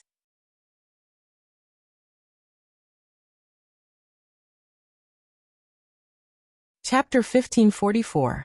Marcia felt that what she said was like an imperial edict, and Yunjian should accept what she said. But in fact, even Yao Lily could not accept Marcia's tone. That was why Yao Lily told Yunjian that although Suli was Marcia's child, Suli was completely different from her own mother. Suli was a good girl, unlike Marcia, who was dictatorial and tyrannical. Marcia's words could not be accepted by anyone. What was more ridiculous was that Marcia felt that what she said was like an imperial edict, and there was nothing wrong with it. I don't care about the position of the Queen of H country. This position is a treasure to you, but to me, it is a useless position. Only a useless person can sit on this position forever. Only a woman without her own power and influence would guard her position as queen like a treasure. Needless to say, if H country were to be destroyed one day, then Marcia, the queen, would be even worse than a commoner. Because she only knew how to rely on men. She only knew how to please men in exchange for this position. To be honest, Marcia had nothing now that she had lost the position of queen. How dare you? Marcia was so angry by Yunjian's words that she slammed the table again. Yunjian actually said that she was a useless person. She actually said that the position she was sitting on was a useless one. Maida is the prince of H country, and will be the king of H country in the future. How dare you say something like that? Fine. You don't deserve to be the future queen of H country. But don't even think about leaving today. Even if I want you to be my Da's concubine, I want you to stay. Guards. Surround them for me. You can't escape today. Marcia slammed the table and roared. At this moment, she even threw away her years of self-restraint. Her carefully dressed face was now extremely ferocious. Marcia originally wanted Yunjian to be her son Richard's woman, and the future queen of H country. But now Marcia had changed her mind. A woman like Yun Jian was not worthy of her son, Richard. However, her son, Richard, was already 25 years old. Until now, he had not taken a liking to any woman, and had not given birth to an heir. It was rare that Richard liked Yun Jian. So Marcia wanted to force Yun Jian to stay, and let Yun Jian give birth to Richard's child. She wanted to stabilize her son's position in country H first. After a long time, he would arrange a wife for Richard, and then let Richard's first wife give birth to an heir for him. At that time, Yun Jian could die wherever she wanted, and she wouldn't care at all. Marcia's wishful thinking was very good. She also believed that the royal army of H country could stop Yun Jian. Moreover, Marcia felt that Yun Jian should be touched to death by giving Yun Jian the status of a concubine. As soon as Marcia finished her words, a large group of guards rushed in from outside the palace. These guards were holding submachine guns and pistols in their hands. The scene was so overwhelming that it was frightening. Marcia raised her head high confidently. Yun Jian grabbed Siyi's hand and comforted him so that he wouldn't take action. Otherwise, country H would become history if Siyi took action. Country H was innocent. The only one at fault was Marcia. Yun Jian glanced around and smiled coldly. She looked into Marcia's eyes and said, "Do you think these people can stop me? Why not? Could it be that you're a god? The royal army of H country is not something you can defeat," Marcia said confidently. The royal army of H country was a powerful army that was famous all over the world. Marcia didn't believe that Yun Jian could escape. However, as soon as Marcia finished her words, Richard also felt that his mother's actions would definitely make Yun Jian stay. Yun Jian smiled contemptuously. Her smile was sweet, but it made everyone's hair stand on end. The royal army of H country is indeed powerful. They have even eliminated an international criminal organization, Yun Jian said calmly. Marcia raised her head confidently when she heard that Yun Jian knew about the power of the royal army of H country. However, before Yun Jian finished her words, Yun Jian's words were heard again. Her words resounded throughout the whole place. Marcia, Richard, and all the soldiers who belonged to the royal army of H country were shocked. Yun Jian's clear, loud, arrogant, and unabashed words resounded throughout the place.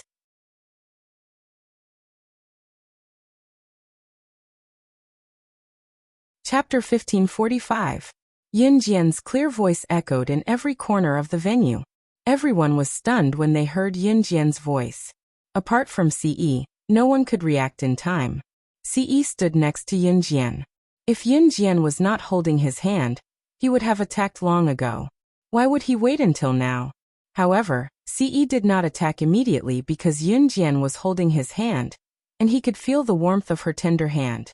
Judging from today's situation, he would definitely let Prince Richard and Queen Marcia know how close death was to them.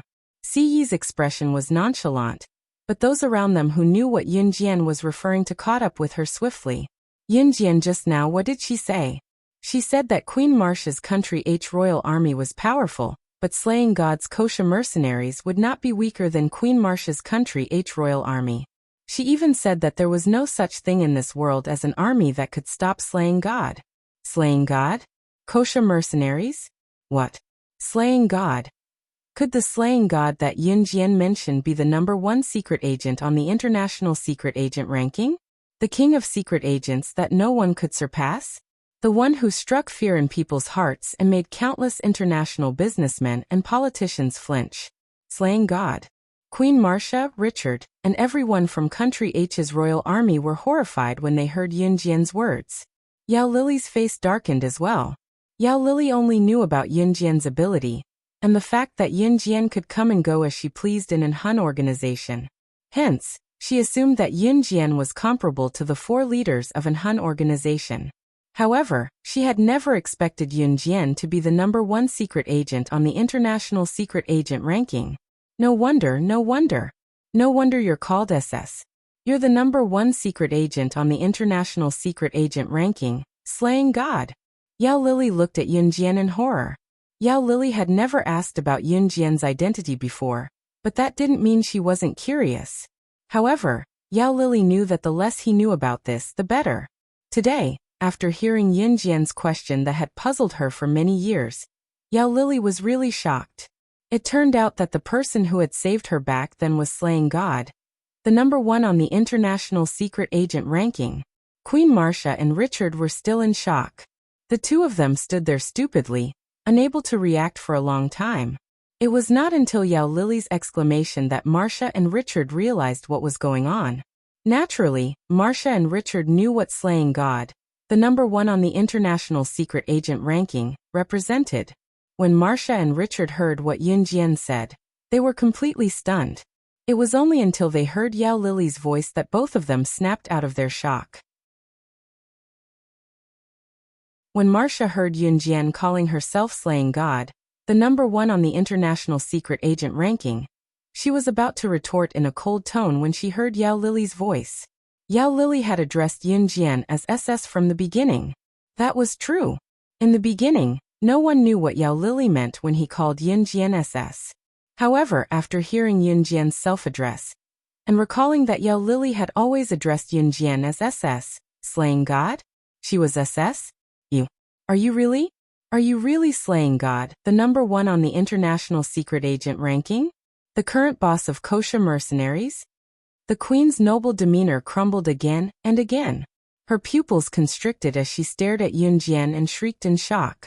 Yin Jian, the woman that her son Richard had his eyes on, was actually slaying God, the number one on the international secret agent ranking?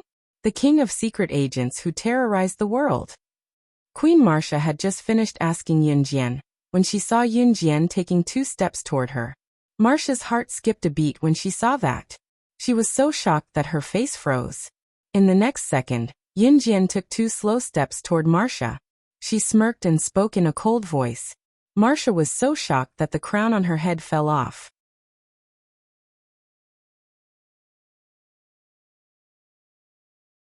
Chapter 1546.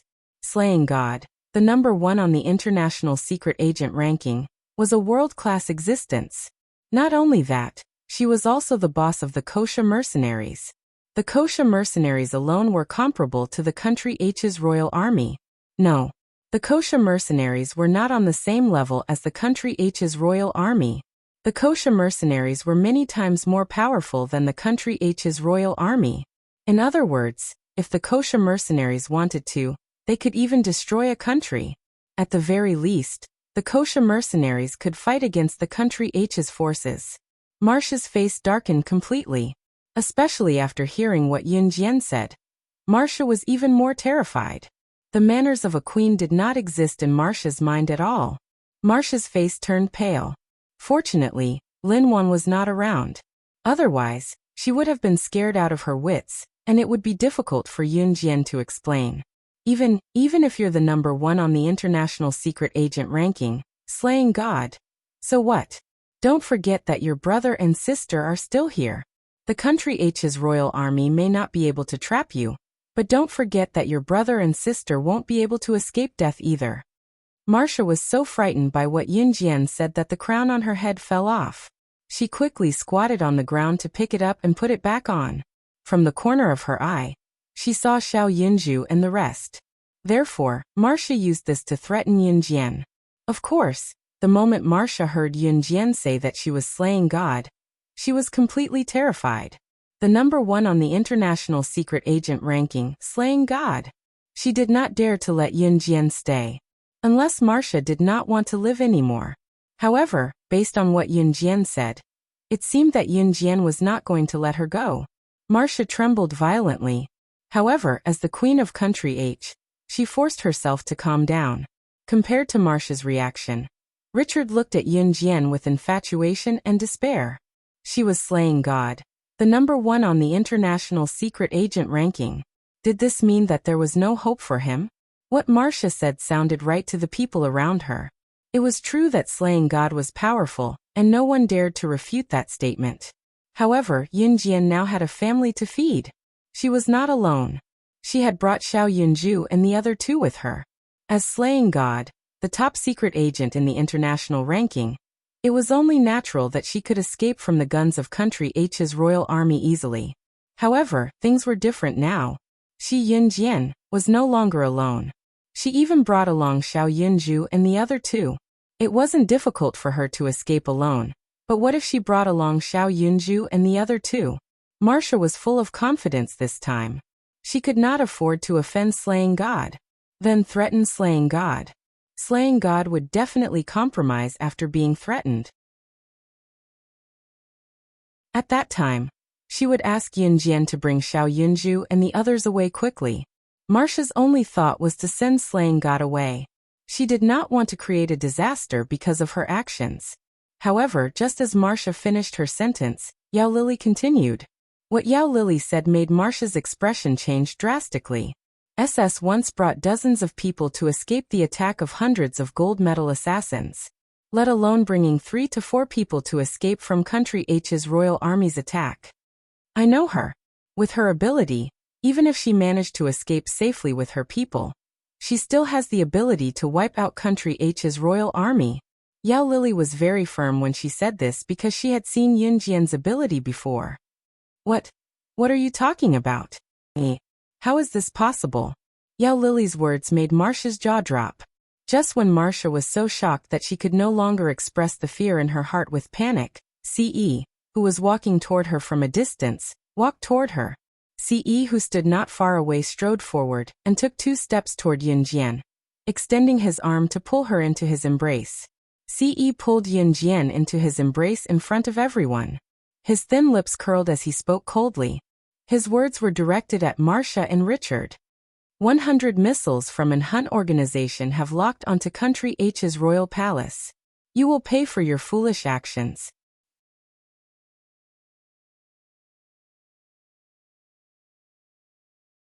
Chapter 1547. With Siyi's attack, how could Country H survive? At this moment, the words in Hun organization deeply agitated everyone present.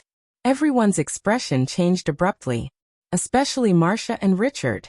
The Kosha mercenaries and slaying God were enough to scare Marcia and Richard. Marcia had completely dispelled the idea of keeping Yunjian. However, the problem now was that Yunjian and Ce would not agree to it even though Marcia had dispelled this ridiculous idea. They wanted to stop now that things had escalated to this stage. There was no easy solution in this world. An Hun organization. I thought an Hun organization doesn't participate in any country's disputes. Why? Marcia's expression changed again and again. Her face could no longer be described as flabbergasted. First it was the Kosha mercenaries. Now it was an Hun organization. These 2 organizations were the assassin organizations that had caused an uproar in the world today. Marcia was so scared that she almost had a heart attack. Her whole life of being reserved and pretending to be elegant had completely collapsed at this moment. What are you going to do to Country H? At this moment, Richard finally understood the meaning of the word fear. He lifted his head and looked at Ce in horror. The expression in his eyes was endless fear. Country H will be destroyed because of you. Ce did not even look at Richard. He did not allow Yunjian to speak. Instead, he pulled Yunjian into his arms and said these words to Richard in despair. Country H, destroyed? No. To Richard, this was a fact that was harder to accept than death. I don't want Yunjian anymore. I don't want Yunjian to stay and be my woman. Let us go. Let us go. Richard ran toward Ce. Richard, who was not short, looked like a defeated captive at this moment. It was hilarious. When Ce heard Richard say, I don't want Yunjian to stay and be my woman, his eyes suddenly flashed sharply. In the next second, just as Richard ran to Ce to beg for mercy, Ce lifted his leg and kicked Richard to the ground. He held on to Yunjian tightly with one hand. When his other leg kicked Richard to the ground, he stepped on Richard's abdomen. Then Ce stepped on Richard's abdomen and tossed and turned. His strength was so strong that Richard's internal organs made a gurgling sound. My woman can only be sullied by me. Who do you think you are? How dare you steal my woman? Prince of Country H? Even if you are the king of Country H in front of me, you are still a piece of trash. As Ce spoke, his long legs stepped on Richard's abdomen even more violently. Richard's face turned green after being stepped on. The royal army of Country H had already been frightened by Yunjian and Ce. At this moment no one dared to move. No. This is all my fault. Let us go. I kneel to you. Please let Der go. Der is innocent. He did not do anything wrong. Please let Der go. Marcia looked at her son Richard, who was being stepped on by Ce and was in so much pain that he wished he was dead. She really regretted it this time.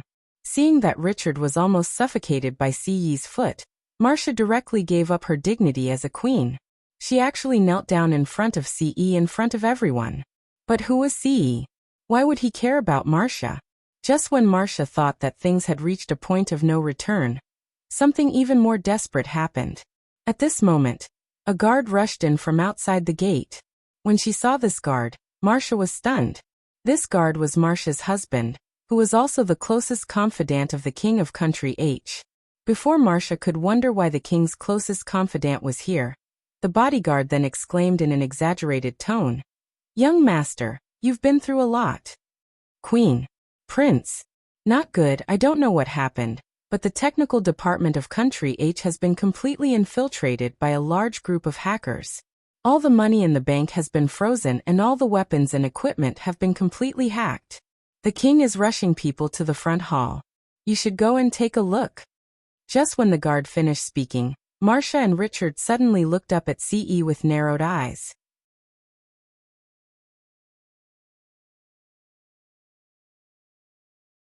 Chapter 1548. How could he do this? At this moment, Marcia and Richard felt like dying.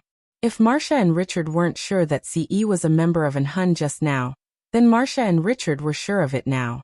Because in today's world, other than some powerful countries, only an Hun could completely disrupt H country's technology department in just a few minutes. This was too scary.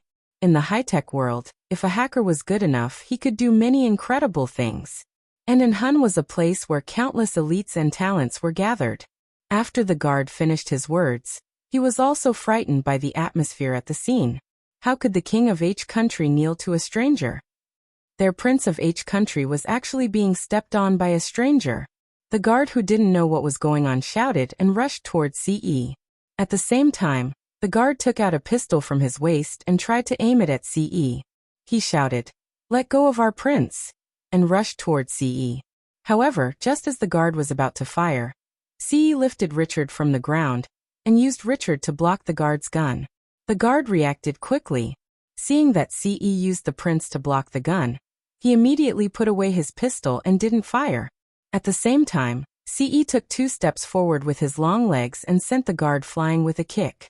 It was so fast that the people around them could not see it with their naked eyes. At the same time, his hands were tightly wrapped around Yun Jian's slender waist, and he couldn't bear to let go of Yun Jian. After kicking the guard away, Ce stepped on Richard's body. However, this time, Ce didn't step on Richard's abdomen. Instead, he stepped directly on Richard's head. Richard was completely humiliated when Ce stepped on his head. As the prince of a country, as a global superstar, he didn't even have the strength to resist when his head was stepped on by a man. Richard was ashamed and desperate. Just kill me. Richard was not willing to continue being humiliated. However, this was not the end. Ce stepped on Richard's head, making it impossible for Richard to turn around.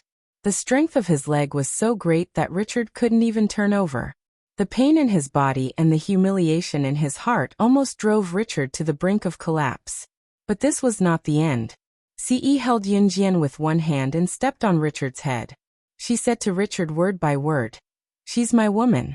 Don't even think about it. Her entire body belongs to me. Even if it's going to be defiled, it can only be me. Because she belongs to me." Ce's possessiveness was shocking.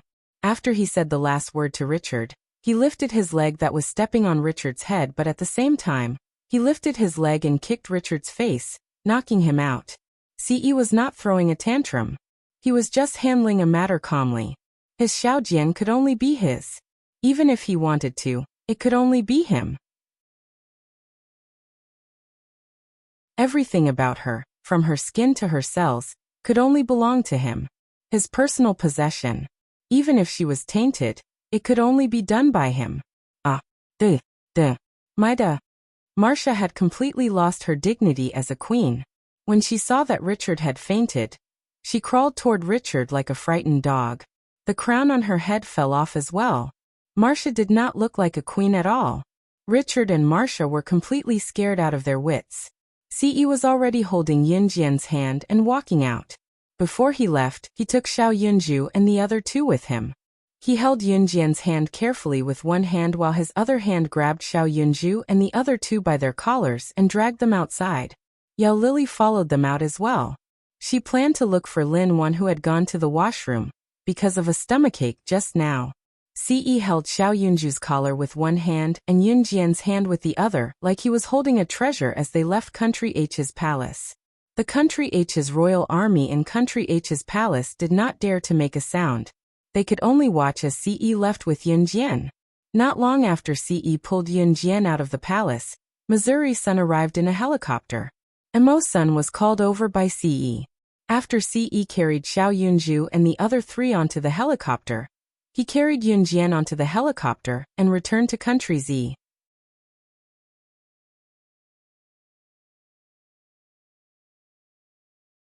Chapter 1549. Ce brought Yunjian back to Country Z straight away. Of course, the matter in Country H was not over yet. He would deal with Marcia and Richard, but with Xiao Yunju and the other three here, Ce's actions just now had stunned Xiao Yunju and the others. Ce had wanted to crush Richard's head with his foot. If Xiao Yunju and the others saw such a gory scene, they would definitely be traumatized from their childhood. Therefore, it was all thanks to Xiao Yunju and the others that Richard was able to survive this time. What happened after that was simple. Ce did not declare war on Country H. Country H was not weak, and it was easy for Ce's and Hun Group to annihilate the country. However, an Hun Group's internal influence would be greatly reduced after that. An Hun Group's influence might even fall to the level of the Kosha mercenaries. Of course, if Yunjian had the intention to annihilate Country H, Ce would have done it. He did not care about anything else. Even if an Hun Group was gone, it was not as important as his Xiaojian. His Xiaojian was his everything. The necessary persecution was unavoidable. Richard and Marcia would pay a painful price for their actions. Yunjian did not know what the price was for now. Yunjian was currently sitting on Ce's lap. She could not move even if she wanted to. Xiao Yunju and the others had taken up more than half of the space in the helicopter, so she could only sit on Ce's lap obediently. Beep beep beep. Let's go, let's go. The scary thing was that Xiao Yunju and the others began to play with each other the moment they boarded the helicopter. There was only so much space in the helicopter. Xiao Yunju and the others began to play with each other. Yunjian, who sat on Ce's lap, could clearly feel Xiao Yunju and the others accidentally bumping into Ce, causing her to jerk up and down on Ce's lap. It was as if at this moment, Yunjian could clearly feel that part of Ce was expanding at a fiery speed. Yunjian hurriedly looked out of the window and pretended not to notice the change in Ce. The Xiao Yunju trio were still making a ruckus. At this moment, Yunjian suddenly felt Ce leaning towards her right ear. She whispered to Yunjian in a voice only the two of them could hear. "Xiaojian, I want you." As soon as Ce finished speaking, Yunjian almost slid down from Ce's lap. In the end, however, Yunjian returned to Longmen City with a smile on her face despite Ce's harassment. Just as they arrived at Gu Yunjian's house, they saw Shuang sitting in the living room of Gu Yunjian's house. His chest was bare and a certain part of his muscular chest was wounded by a sword, and was still bleeding. Si Luo, who sat beside Shuang, was applying medicine for him with trembling hands and tears in her eyes. Yunjian and Ce, who witnessed the scene, frowned slightly. Qin Yiru was definitely not home, and neither was Gu Junjian. That was why Shuang was here. "Woman, what are you crying for? I'm not dead yet. It's just a little injury." Shuang looked at Si Luo, who was wiping away her tears as she applied medicine for him. He was not in pain but was annoyed by her. "Sob, you're hurt. It hurts." Si Luo was no longer as fearful of the long scar on Shui Ying's neck as she used to. She was sobbing uncontrollably as she applied medicine for Shui Ying's trembling body. "Young master, it's someone from Yulong mainland." When Yunjian and Ce saw the scene, Emo's son, who stood beside them, spoke with a darkened gaze. "Yulong mainland? The witch tribe is in trouble. Adam went missing not long ago after he sent the news back. Emo Sen's expression was grim. When he heard that Adam had gone missing, he had almost rushed to Yulong mainland to look for him. Yulong mainland? Yin Jian pressed her lips together with a raised brow. For some reason, her instincts told her something.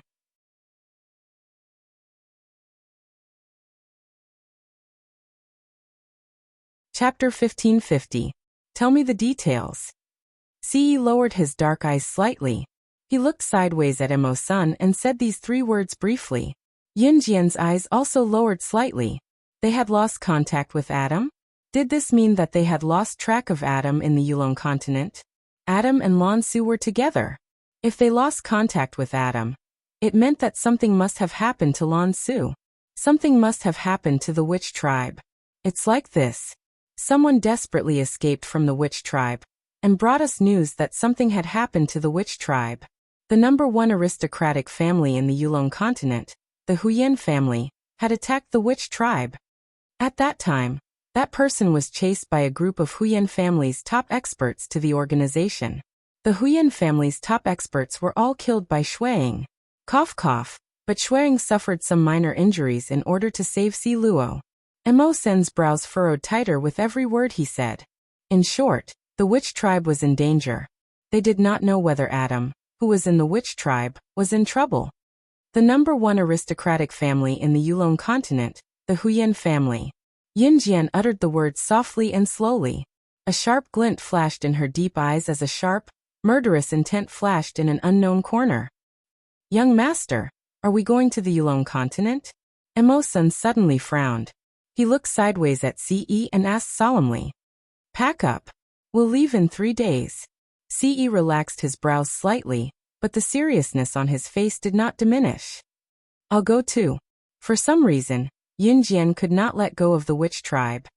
Okay. Ce had no objection to Yin Jian going with him, because he had enough strength to protect her. Send a helicopter to pick us up at the Min City Military Academy in 3 days. Ce looked at Yin Jian and said to Emo Senator he would not return to the Enhun organization in these 3 days. He wanted to accompany Yin Jian to the Min City Military Academy. Yes. Emo-san replied solemnly when he heard that Ce was going to the Yulong continent. Ce did not believe that something had happened to Adam in the Yulong continent. Even if something did happen, it wouldn't be life-threatening. In other words, as one of his 4 great protectors, how could Adam be persecuted by a mere aristocratic family of Yulong mainland? Of course, going to Yulong mainland was purely because he understood her. Yin Jian would definitely go to the Yulong continent. Ce believed that she would go to the Yulong continent no matter if she was once the sorcerer goddess or the current her. Because the shaman tribe had once been her only hope for survival. It was a sudden decision to return to Yulong mainland. Ce intended to let Emo-san and Shuang accompany her. Last time, it was Adam and Masen. The Enhun organization couldn't be without people. It was enough to leave Lin Wei alone in the organization. I'm staying with Qingyu, Jiejie in Longmen City. Si Luo finally spoke up meekly and turned her gaze to Yun Jian, as if wanting Yun Jian to put in a word for her, because Shuang refused. Indeed, the moment Si Luo finished speaking, Shuang grabbed Si Luo's hand and smelled the minty scent on Si Luo's body. No, you have to come with me. But if it weren't for me, you wouldn't be injured so badly. I can't hurt you anymore. I won't go. I'll stay in Longmen City with Qingyu Jiejie. Si Luo blamed herself because Shui Ying's injury this time was her fault. Si Luo tried to break free from Shui Ying's grip, tears streaming down her cheeks at the thought of Shui Ying's injury. Let her stay in Longmen City with Qingyu. She won't run away, Yin Jian said softly when she saw the situation. The trip to Yulong mainland this time was not safe. Si Luo was just an ordinary girl. If she went along, Shuang would have to protect her. Si Luo was aware of this as well, which was why she refused to go. She did not want to be a burden to him.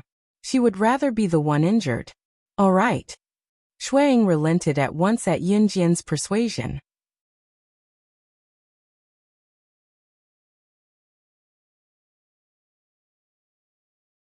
Chapter 1551. Si Luo looked up at Shuang. She actually wanted to ask if she could stay with Sister Qingyu forever. However, when she opened her mouth, Si Luo recalled that she had asked this before, and was dragged away by Shuang every time. Si Luo gulped and nodded in the end. She did not ask the question that was in her heart. She felt that when Shuang came back and realized that she had been staying with Qingyu for so long, she must make it clear to him that she did not want to stay with him anymore. She was a girl. It was not good for her to stay with a guy like him. Yes, she would make it clear to Shuang when he came back.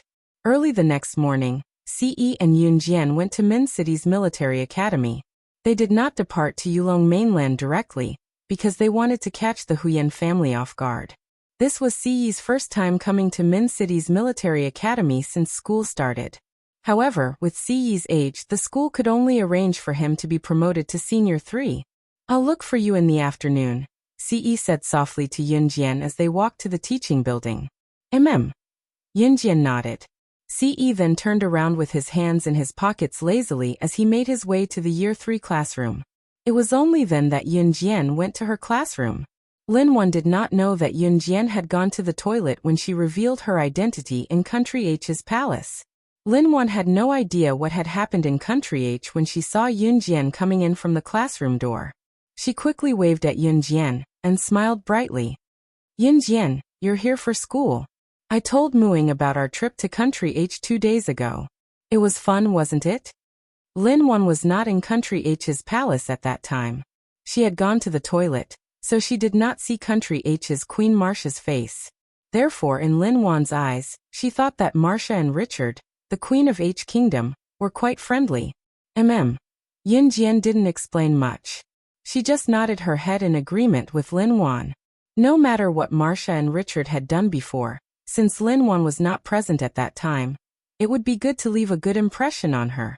For someone who didn't know the truth, there was no need to let her know the truth.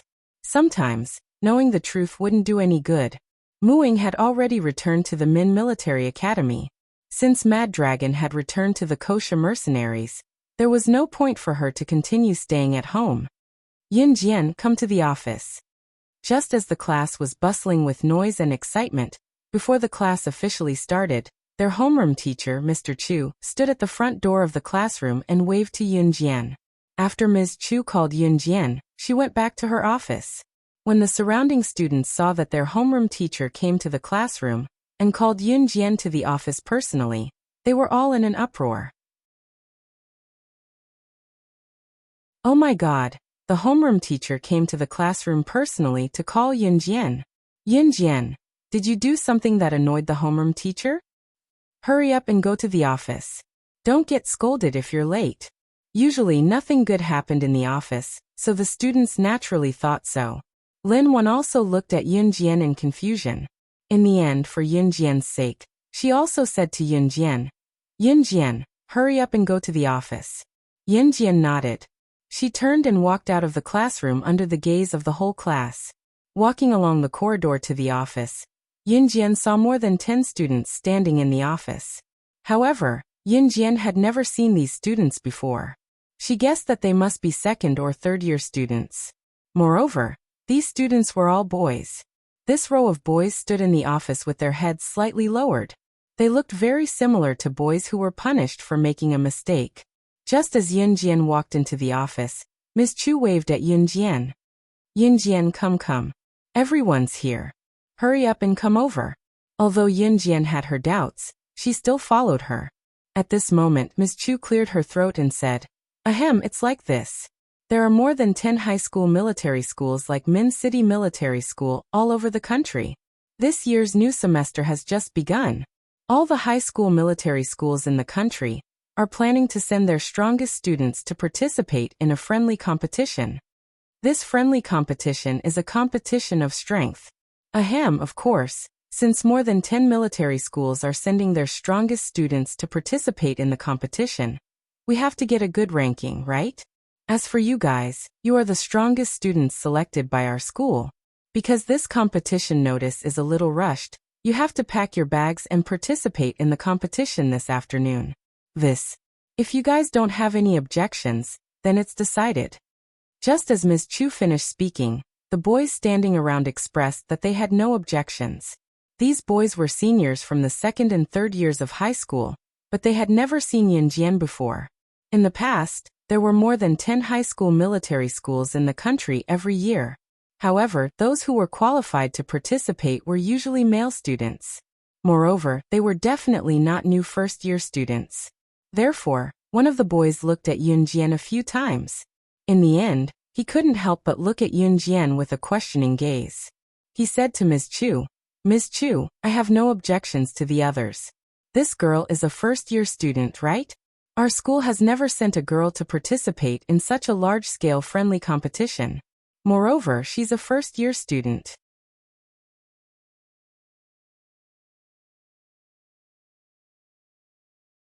Chapter 1552. There were about a dozen military schools for high school students in the country. There weren't many military schools for high school students, but there were many military schools for university students. Min City Military School was a military school for high school students.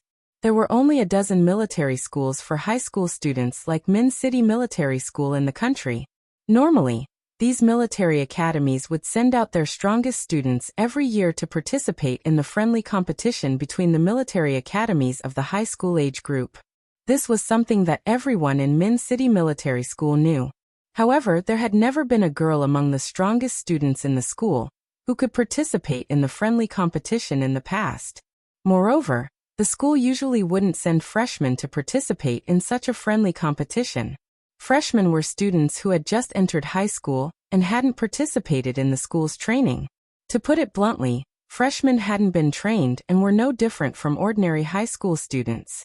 Unless the school was stupid, they definitely wouldn't send freshmen to participate in such a friendly competition. Therefore, the moment this boy finished speaking, the other boys protested. "That's right, teacher. We don't have any other opinions. You're asking a girl to participate in a friendly competition, and she's still a freshman. If she drags us down, we won't even have a place to cry." "That's right. Teacher, you can't do this to us." These male students were all from the second and third year of high school. More importantly, these male students had participated in the same friendly competition as this one. Therefore, they were very concerned about whether they won the friendly competition or not. "Stop making noise. What are you guys doing?" Teacher Chu first knocked the heads of the dozen or so male students one by one, and then snorted softly. Then Mr. Chu cleared his throat and said to the dozen or so male students, "Compared to Yunjian, it's still not certain who's better. Moreover, this friendly competition will last for 3 days. On the first and second day of these 3 days, the organizers will bring you guys to a bodyguard company for training. That bodyguard company is a big company that's famous all over the world. There are many experienced bodyguards in it. When the time comes, the bodyguards of their bodyguard company will point out your weaknesses one by one, and then correct them. The friendly competition will only be held on the last day of the 3 days." After Teacher Chu said this, he successfully attracted the attention of the dozen or so male students to other places. 2 days before the competition, we'll be sent to a bodyguard company for training? Teacher, the bodyguard company you're talking about, is it the world-famous Cheetah Bodyguard Company? As soon as Teacher Chu finished speaking, a male student immediately asked in a surprised and crazy voice. After this male student finished his question, another male student answered in a shocked voice, "What's wrong with you? Cheetah Bodyguard Company? Isn't that a world-famous bodyguard company? I heard that Cheetah Bodyguard Company's bodyguards were formed after they retired from the top special forces from various countries. Moreover, the bodyguards of the Cheetah Bodyguard Company are all experts who have faced off against some of the top international assassins and secret agents. It's just like in movies, they're really amazing." After this boy finished speaking, the other boys were 10 male-cheeked. "That's right. The bodyguard company you're going to for training is the Cheetah Bodyguard Company."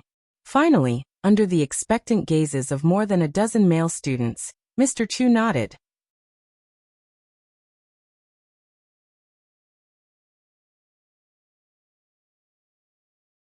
Chapter 1553. In the end, under the eager gazes of the male students, Mr. Chu forced a smile and waved his hand. indicating that the students could return to the classroom first. Go back to the classroom first. Gather at the field after lunch. In the afternoon, there will be a car to send you to Cheetah Bodyguard Company to meet with the students from the other military schools. After Mr. Chu said that, the male students turned around and left the office in groups of 2 or 3. Yun Jian, wait a minute. Mr. Chu called out to Yun Jian when the male students turned around and left the office. Yun Jian turned her head sideways and looked up at Mr. Chu. Although it's a friendly competition, the school knows what you're capable of. The school wants you to try your best to get first place in this friendly competition. It might be a little difficult. How confident are you? Mr. Chu asked Yun Jian. Yun Jian narrowed her eyes. For some reason, Mr. Chu felt nervous for a moment. In the next second, Yun Jian suddenly broke into a smile and said confidently, "I'll win." Seeing Yun Jian return to the classroom from the office, Lin Wan was worried that Yun Jian had been called to the office by the homeroom teacher and was scolded. Seeing Yun Jian's relaxed and nonchalant expression, Lin Wan could not help but breathe a sigh of relief. Hee, she's probably been scolded by the teacher. How long is she pretending to be calm? Slashing God from Team Monarch? I think she's just SOSO. Lin Shuya, who had always been at odds with Yun Jian, sat with a few other girls in the class and used exaggerated words to provoke Yun Jian. Ever since Yun Jian stole the limelight, Lin Shuya had been displeased with Yun Jian. However, Yun Jian had never bothered with Lin Shuya. In the last class in the morning, after the teacher announced the end of class, Yun Jian had just stood up when she heard a few girls in the classroom holding their faces and screaming. They were screaming so loudly that their bodies were trembling violently. Who's that guy? He's so handsome. Oh my God. Too handsome. Is he from our school? Why haven't I seen him in school before? The girls in the class screamed. Yun Jian didn't need to think to know that it was CE. If it was an ordinary high school boy, hearing so many girls screaming at him, he would have already flown into the air. However, CE was different. No matter how pretty or seductive the girls around him were, he only had eyes for Yun Jian. The people sitting around him were just a mass of air. CE walked directly into Yun Jian's classroom in front of everyone. He then reached out his slender hand to grab Yun Jian's small hand and let her out. This scene made Lin Shuya so envious that she almost shouted out loud. CE dragged Yun Jian to the vice principal's office in Min City Military Academy. At this moment, the vice principal was combing his bald head. The vice principal was facing the mirror and using the comb to comb the few remaining strands of hair in the center of his head. As he carefully combed his hair, he accidentally lost another strand of hair. Oh my God, my hair. If this goes on, I'm going to become bald. The vice principal sorrowfully held up the strand of hair that he had accidentally combed. He pinched the strand of hair with his fingertips and tried to put it back on his head. Bang! Before the vice principal could put the strand of hair back on his head, the door was suddenly kicked open, making a loud noise. The vice principal's hand slipped, and he accidentally stuffed the strand of hair into his mouth. Oh my God, pooey pooey pooey. Pooey pooey pooey. He almost swallowed the strand of hair. The vice principal spat several mouthfuls of saliva before spitting out the strand of hair. Just as he came back to his senses, he saw a handsome man holding a girl's hand standing in front of him. I also want to participate in the friendly competition. He saw the handsome man walk in front of him and spit out these words. The vice principal raised his head and suddenly saw that the door to his office not far away had been broken by the handsome man's kick. The door had flown directly into his office. Seeing this, the vice principal was so scared that his butt slipped and he almost fell off his seat.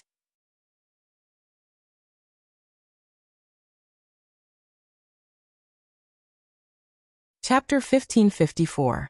The vice principal had already slid to the ground. He gripped his desk tightly to prevent himself from falling on his butt. The vice principal was a funny person. He usually played around with his classmates and had a lot of fun. The only drawback was that he was bald and had very little hair. The vice principal of Min City Military Academy was usually not in the school, so many things were decided by the vice principal. At this moment, The vice principal was so shocked by Si Yi's actions that his face turned red and purple. You, which class are you two from? This, you guys are holding hands. You guys, you two, oh my god. Did you two come to my office to show off your love? Don't you know that I've been catching couples in school these past few weeks? The vice principal didn't pay attention to Si Yi's words. His attention was attracted by Si Yi and Yunjian's tightly held hands. The school had a rule that stated that dating was not allowed. During this period, the vice principal had been patrolling around the school to catch couples who didn't follow the school rules. In the end, Si Yi and Yunjian did it. What did they do? They held hands and ran to his office to show off their love? Are you kidding me? The vice principal stood up with a hand on his chest. He had lived for so many years and had been the vice principal for so many years. This was the first time he saw a couple in school showing off their love in his office. Old man, I'll say it again. I'm also participating in the friendly match this afternoon. Si Yi ignored the vice principal's words and said directly, What? You want to participate in the friendly match this afternoon? Which class are you two from? What's your name? I'll deduct points from your class. Io, how dare you call me an old man? Although I'm really an old man, you're bullying me. The vice principal said as he stroked his chest, looking as though he had been dealt a heavy blow. See? He only said his name. Okay. Ce, right? I'll remember it. You're still calling me an old man. I'll remember it and deduct points. What? See. Your name is Ce. When the vice principal said the first half of the sentence, he was still looking for the booklet on his desk to record the weekly demerit points.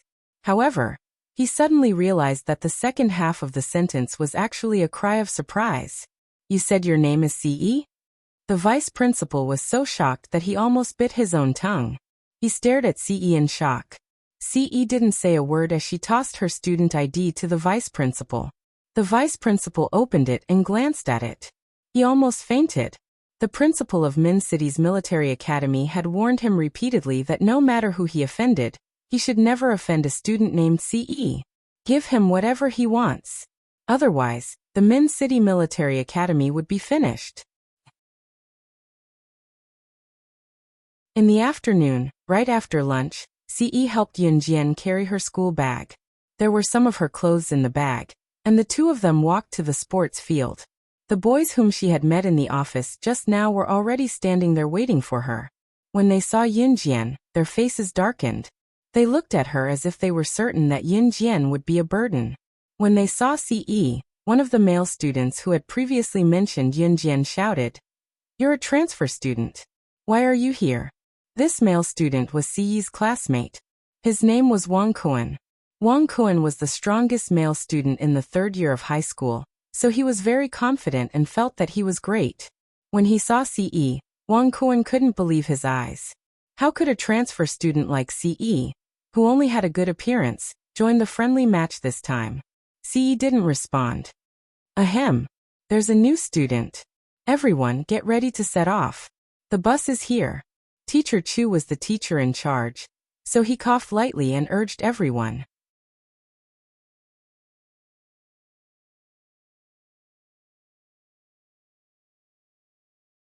Chapter 1555. Wang Kuan's words immediately gained the approval of the other male students. That's right. What's wrong with the school this year? Not only did they get a female freshman to participate in the friendly competition, they even allowed a transfer student to participate. Now we don't even know if the transfer student is strong or weak. The school is really too much. Another male student said. Wang Kuan, aren't you the strongest in our school? When we reach the cheetah bodyguard company later, they will definitely know what fear is. You have to do what you did last year, and bring glory to our school. Then, you have to bring us back with the third place among all the military academies. A male student standing beside Wang Kuan patted Wang Kuan's shoulder, and said confidently, Of course. Last year, I brought everyone to third place among all the military academies.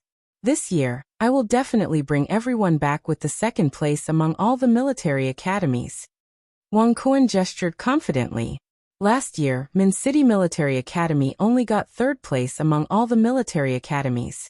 Last year, it was also Wang Kuan who led the team because Wang Kuan was indeed strong. After all, there were more than a dozen military academies participating in the friendly competition. Getting third place was already impressive enough. Today, when they heard Wang Kuan say that he was confident of getting second place among all the military academies, the dozen male students were all fired up. One must know that there were more than a dozen military academies participating in the friendly competition. To get second place was definitely considered outstanding. As for getting first place among all the military academies, this was something that they did not even need to think about. It was definitely impossible. Why did they say that? The answer was very simple. Among these dozen military academies, there was a school called Taiji Military Academy whose students were quite strong. How strong were they? In the friendly competition every year, Taiji Military Academy always got first place without any suspense. Therefore, Wang Kuan's thoughts of getting first place were immediately dispelled. To be able to get second place was already very, very impressive for Wang Kuan's group. Wang Kuan's group of male students talked confidently, working hard to get second place among all the military academies. However, this group of people did not know that just now in the office, Yun Jian had already promised Teacher Chu that she would definitely win if she got first place among all the military academies. While they were talking, Yun Jian, CE, and the others had already boarded the long-distance bus to the airport. After transferring from the airport, they finally arrived at Pu City in He Province after a 2-hour flight. He Province was far away from Zhe Province, but it only took 2 hours by plane. The Cheetah Bodyguard Company was located in Pu City, He Province. After getting off the plane, they took a bus and arrived at the Cheetah Bodyguard Company. The headquarters of the Cheetah Bodyguard Company was located in a tall building. As soon as Yun Jian, CE, and the others entered, Wang Kuan and the others couldn't help but exclaim. As expected of Cheetah Bodyguard Company, this place is too luxurious. Oh my God! Our 2 days of training will be here. Just thinking about it makes me excited. While Wang Kuan and the rest were shouting, they were already brought to the lobby of the Cheetah Bodyguard Company. There was a group of people standing in the hall. It was not hard to tell that these people were some of the strongest students from different military academies. At a glance, the people standing in the hall were all men. There were 1 or 2 girls. More than a dozen military academies had chosen their strongest students to participate in this competition. In total, there were more than 100 people here. More than 100 people, but there were only 1 or 2 girls. It could be seen that this was a battlefield for men. If a girl appeared here, she would only be looked down upon. Yo. If I'm not wrong, you're students from Min City Military Academy, right?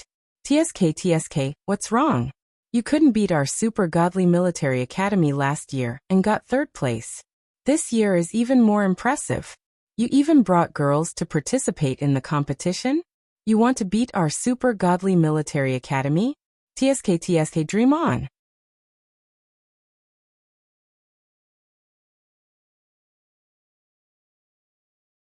Chapter 1556. Lin Zigua. Just you wait. We will definitely surpass you this year.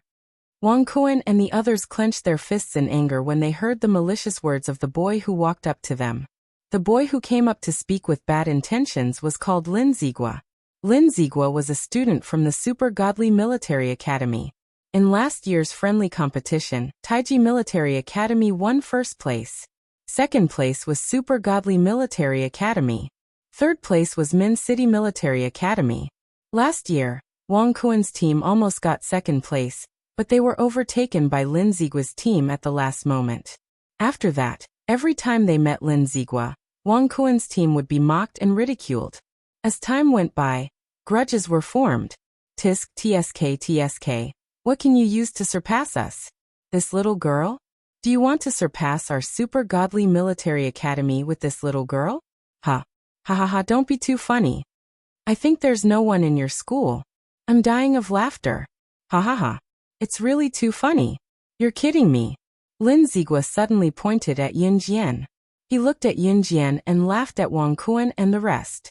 A girl dares to participate in such a large-scale friendly competition? What kind of joke is this? This girl looks skinny and weak. She doesn't have any strength at all. Min City Military Academy. Might not even be able to keep third place this year. Uft. Wang Kuan and the rest gritted their teeth in anger. Just then, Ce suddenly slapped away Lin Zigua's hand that was pointing at Yun Jian. His cold eyes reflected a sharp murderous intent. Point at her again and I'll cut your head off.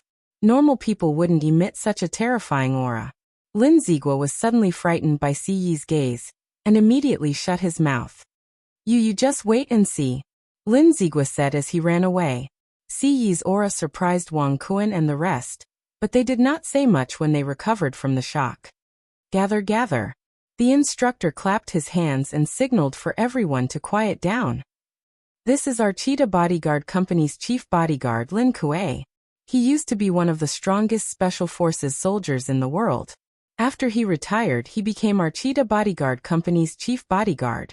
He once completed 9 extremely dangerous SSS-level missions with outstanding results, apprehended the world's top assassin, and captured an agent ranked 9th on the International Secret Agent ranking. He has participated in 21 international criminal gang arrest missions. His strength is one of the best in the world, let alone in Z country. The next 2 days of training will be led by our Cheetah Bodyguard Company's chief bodyguard, Lin Kuei. After the instructor finished speaking, more than 100 students from different military academies turned their gazes to this chief bodyguard called Lin Kuei. Lin Kuei was 1.9 meters tall. His muscular body and firm chest made people feel intimidated just by looking at him from afar. When Lin Kuei heard that the instructor had given him the responsibility, he stood up. Hello everyone, I'm Lin Kuei. I'll be leading you for the next 2 days. In order to not let anyone doubt my strength, the instructor will draw a student's name from the lucky draw box over there to fight with me. The paper in this lucky draw box has the names of all the students present. If the student who is drawn can withstand one attack from me, I swear that I will never call myself the chief bodyguard again.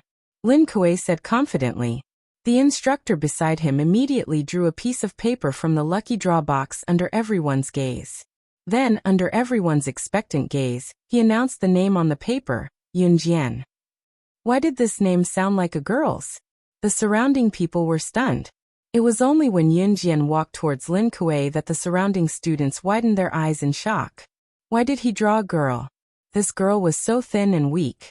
She wanted to fight Lin Kuei? What kind of joke was this? Even Lin Kuei was stunned for a moment. When Lin Kuei came back to his senses, he coughed lightly and said to Yun Jian, who was walking towards him, Ahem, since you've drawn a little girl, you win if you can touch the corner of my shirt. Lin Kuei obviously wanted to give in to Yun Jian. No need. Yun Jian shouted from the other side. After saying that, Yun Jian spoke again in the next second. Wang Kuan, who was standing in the distance, and everyone around him suddenly widened their eyes.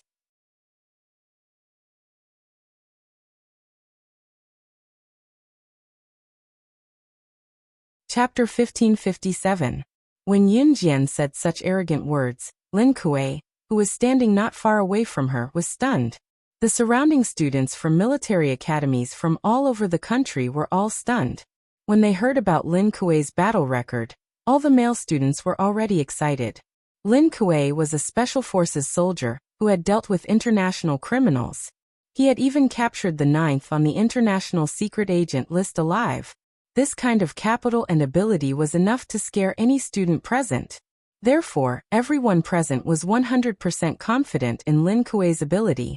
However, at this time, the person who was chosen to represent everyone was actually a girl. When they found out about this, all the boys were already certain that Yun Jian would not be able to survive one move from Lin Kuei, because Lin Kuei's battle record was there for all to see. Therefore, when Lin Kuei said that if Yun Jian could touch the corner of his shirt, it would be her win, this sentence made the surrounding boys' blood boil. Lin Kuei was indeed the chief bodyguard of the Cheetah Bodyguard Company. His words were so domineering, so cool. However, before the surrounding people could react, Yun Jian had already spoken. She actually said to Lin Kuei that the person who could not survive one move from her was him. For a moment, there was a deathly silence, and then a roar of laughter rang out. Ha ha ha. Ha ha ha. I'm dying of laughter. Ha ha ha. What did she say? She actually said that the person who could not survive one move from her was Lin Kuei? Did she not listen to Lin Kuei's battle record? Lin Kuei's ability is enough to kill her in seconds.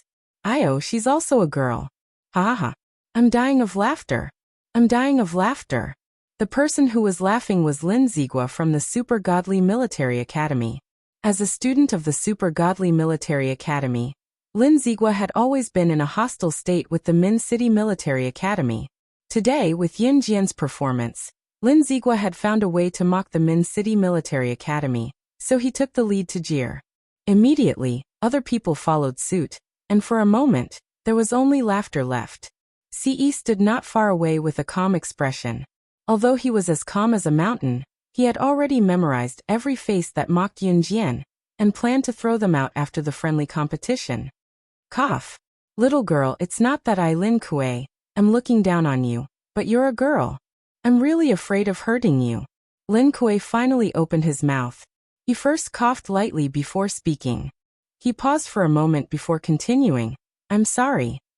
How about this? You go down and get someone else to come up. If you can even touch the corner of my clothes within 3 moves, I'll consider it my loss. Before Lin Kuei could finish his sentence, he saw Yun Jian suddenly dash in front of him. Lin Kuei's pupils suddenly contracted. Before he could finish his sentence, Yun Jian had already launched her attack. Yun Jian's speed was simply too fast. In a flash, she was already beside him. When Lin Kuei saw this, his pupils constricted. He immediately realized that Yun Jian, the little girl in front of him, was no ordinary person. However, just as Lin Kuei reacted extremely quickly and made a defensive gesture, Yun Jian, who was already beside him, wrapped her hands around his arm like a snake's body. Yun Jian pulled Lin Kuei's arm forward. At the same time, she lifted her leg and kicked Lin Kuei in the abdomen. In the next second, in front of everyone, Yun Jian's 1.6-meter skinny body directly kicked the 1.9-meter tall big guy and sent him flying. This entire process only took a mere 3 seconds. When the students in the distance saw this scene, their bodies violently straightened. In the next second, their pupils contracted and their eyeballs almost fell out of their sockets. Lin Kuei was an astonishing existence who had once captured the 9th-ranked agent on the International Secret Agent rankings alive. As for Yin Jian, she was just an ordinary female student. She actually defeated Lin Kuei? One move. How was this possible? At this moment, they heard Yin Jian's heavenly voice again. Her voice carried a hint of indifference.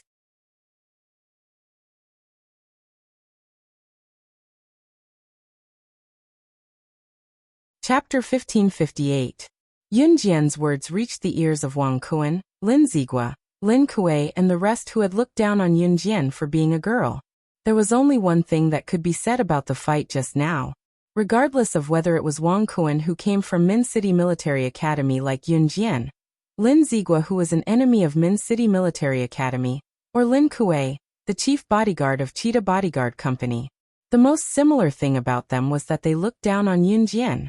They looked down on Yun Jian because she was a girl. Yun Jian's move just now was a direct slap to their faces. Lin Kuei, who got up from the ground, was in a state of shock. How confident he was just now was how pathetic he was now.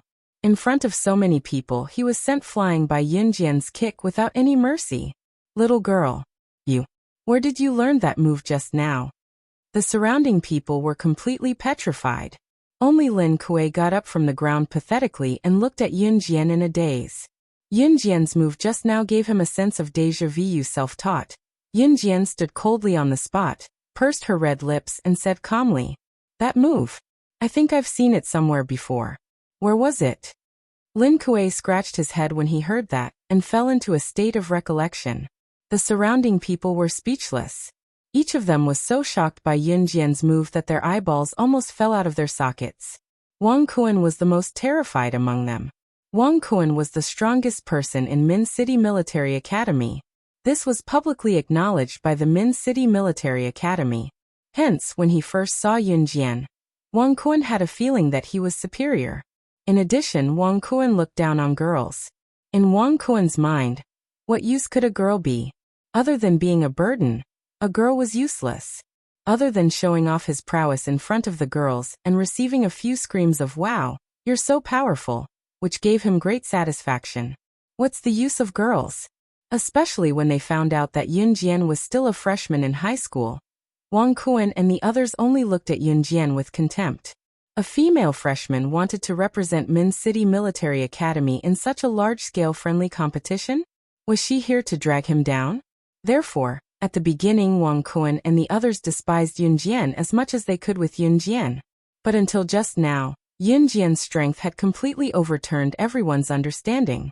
Wang Kuan even thought that even 10 of him wouldn't be a match for Yunjian's move. Ce had already walked to Yunjian's side in front of everyone. He pulled Yunjian into his embrace in front of everyone, as though he was declaring his sovereignty over her. After Ce pulled Yunjian into his arms, he stroked her hair that was slightly swaying in the breeze. He was silent for 2 seconds before speaking softly to Yunjian in front of everyone. "I won't allow anyone to look down on you. Otherwise, I'll kill them without mercy." In the lobby of Cheetah Bodyguard Company, a strong beam of sunlight shone in through the huge floor-to-ceiling window. The sunlight shone on Yunjian and Ce as though they were the only 2 people left in the world. Their matching figures made Ce and Yunjian seem to be more than just a handsome man and a beautiful woman. Lin Kuei's enlightened voice rang while the people around them stared at Yunjian and Ce in bewilderment. What he said in the next second made everyone's jaws drop. "I remember now. I remember now. I'll never forget this skill for the rest of my life. 3 years ago, I took part in an operation to capture the #1 agent on the International Secret Agent ranking, slaying God. During that operation, I fought against the #1 agent on the International Secret Agent ranking, slaying God. Her strength was so amazing that I didn't even have a 0.0000001 chance of winning."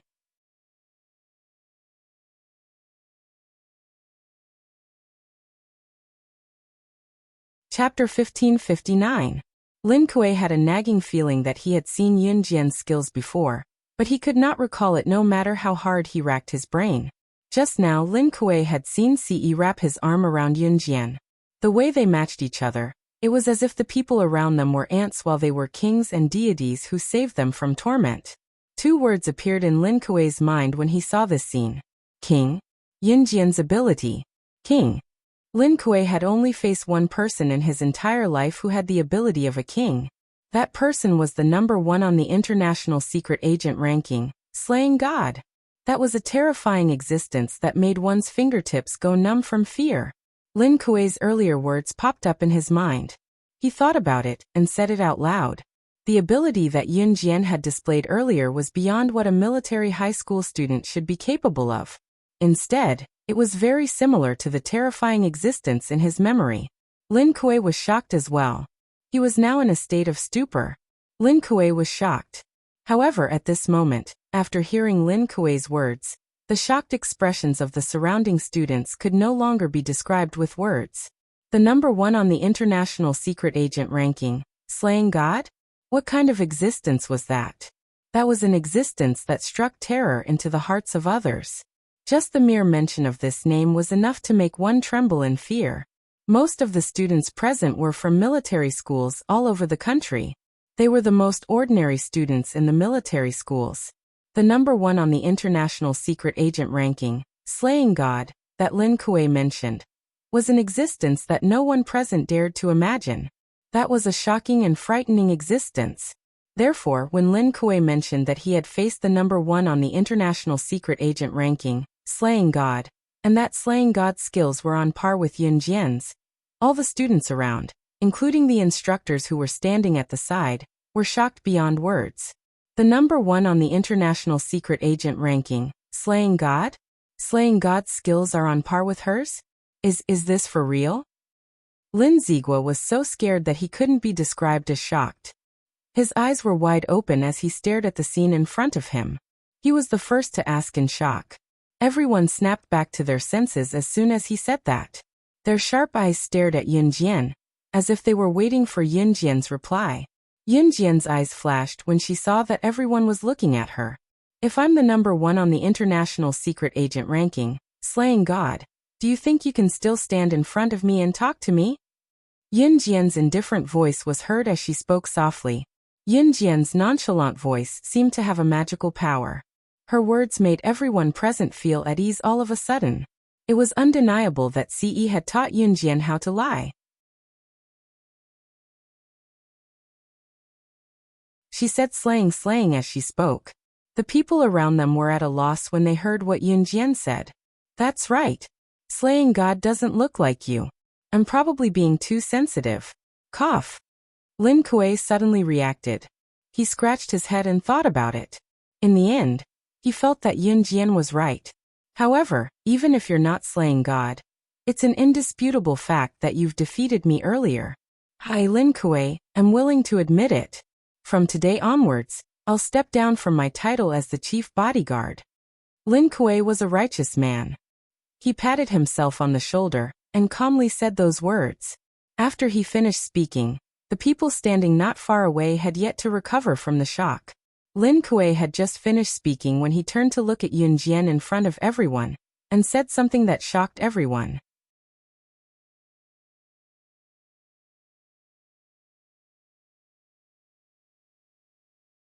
Chapter 1560. Although Lin Kuei looked down on women in the beginning, he was a man who dared to take responsibility for his actions. His strength and talent were on par with each other. When he told Yun Jian that he wanted to be her disciple, Lin Kuei's words were full of modesty and humility. When he said that he wanted to be Yun Jian's disciple, Lin Kuei didn't feel embarrassed in front of everyone. Although Yun Jian was young, Lin Kuei didn't feel that it was shameful for him to want to be Yun Jian's disciple. Being shameless was an important reason why Lin Kuei had the strength he had now. Lin Kuei didn't care about the reactions of the people around him. At this moment, Lin Kuei was looking straight at Yun Jian. He looked as if he was waiting for Yun Jian's reply. Lin Kuei really wanted to get an affirmative answer from Yun Jian. However, before Lin Kuei could get the answer he was looking for from Yun Jian's mouth, a mellow voice sounded. This magnetic male voice answered for Yun Jian first. She won't accept you. Why? Lin Kuei exclaimed immediately. Why wouldn't Yun Jian accept him? Because I won't allow it. Ci's flat voice sounded, causing Lin Kuei to be dazed for a moment. Ci's handsome face attracted attention wherever he went. Lin Kuei had already noticed Ce when Ce reached out to hug Yun Jian. Who are you to her? It's her choice whether to accept a disciple or not. Who are you to make the decision for her? Lin Kuei didn't have a good impression of Ci's tyranny. Lin Kuei believed that everyone had the right to make their own choices. Ce was handsome, but who knew if he was a gigolo? A gigolo who only had looks but no strength? Lin Kuei was already in his 40s. He wasn't good-looking, but he was especially popular with girls when he was young. That was because Lin Kuei was strong. He believed that as a man he could be ugly, but he definitely couldn't be like Ce, who only relied on his looks to attract girls. Therefore, when Ce stood up for Yun Jian and rejected him, Lin Kuei was upset. The more Lin Kuei looked at Ce, the more he felt that he was a gigolo. As soon as Lin Kuei finished speaking, Ce's sharp eyes swept over him. His hawk-like sharp eyes stared straight at Lin Kuei. At this moment, Lin Kuei felt as if he was being stared at by the Grim Reaper. Ce grabbed Yun Jian's small hand and turned to look at Lin Kuei with a murderous glint in his eyes. This gaze caused Lin Kuei's entire body to tremble. If you dare to pester my woman again, the Cheetah Bodyguard Company will be destroyed because of you. Ce's sharp gaze made Lin Kuei break out in cold sweat. She didn't know why, but the man in front of her clearly looked like a pretty boy. How could he have such sharp eyes?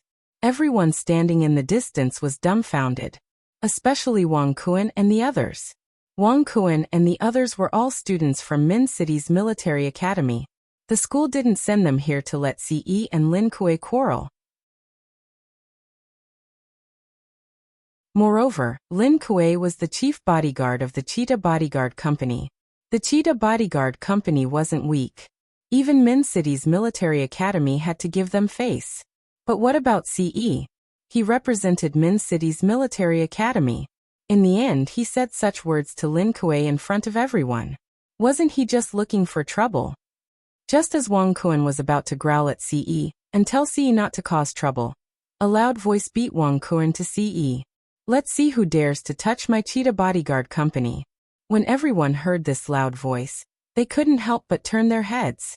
They saw a well-dressed middle-aged man in a formal suit entering the Cheetah Bodyguard Company's main entrance with a group of men dressed as bodyguards behind him. When this well-dressed middle-aged man entered the arena, everyone turned to look at him. The middle-aged man walked in with a dignified air. Seeing this middle-aged man, even Lin Kuei felt a sense of respect. He lowered his head to the middle-aged man and said, "Chairman." That's right, the middle-aged man who was shouting at CE was the chairman of the Cheetah Bodyguard Company, Wen Jintian. At this moment, Wen Jintian ignored Lin Kuei who was shouting at him. He walked straight to CE. Although he was shorter than CE, he pretended to be domineering and shouted at CE.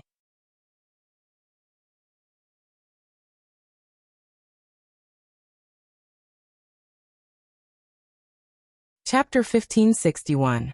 When Zhentian had just walked in when he heard CE's voice.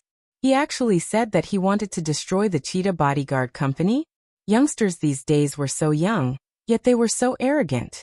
When Zhentian was instantly enraged. Hence, he walked straight in through the main entrance. He didn't even greet Lin Kuei as he directly shouted at CE. When the surrounding people heard Lin Kuei address Wen Zhentian as chairman, they all reacted.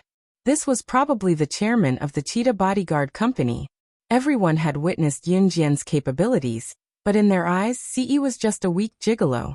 Furthermore, Wang Kuan and the others knew that CE was a transfer student. They didn't even know if he had any capabilities. How dare he be so arrogant? And he even said that he wanted to destroy the Cheetah Bodyguard Company? He must be dreaming. How could he destroy the Cheetah Bodyguard Company? Did he think that he was some powerful legendary figure? More importantly, the moment CE said that he wanted to destroy the Cheetah Bodyguard Company, the chairman of the Cheetah Bodyguard Company happened to overhear it. CE must have a death wish if the chairman of the Cheetah Bodyguard Company overheard it. The surrounding people were horrified just by looking at it, let alone CE himself. When the chairman of the Cheetah Bodyguard Company, Wen Zhentian, entered the room, it was obvious that he was angered by CE. He didn't even have time to respond to Lin Kuei's greeting before he stared straight at CE and shouted what he had just said.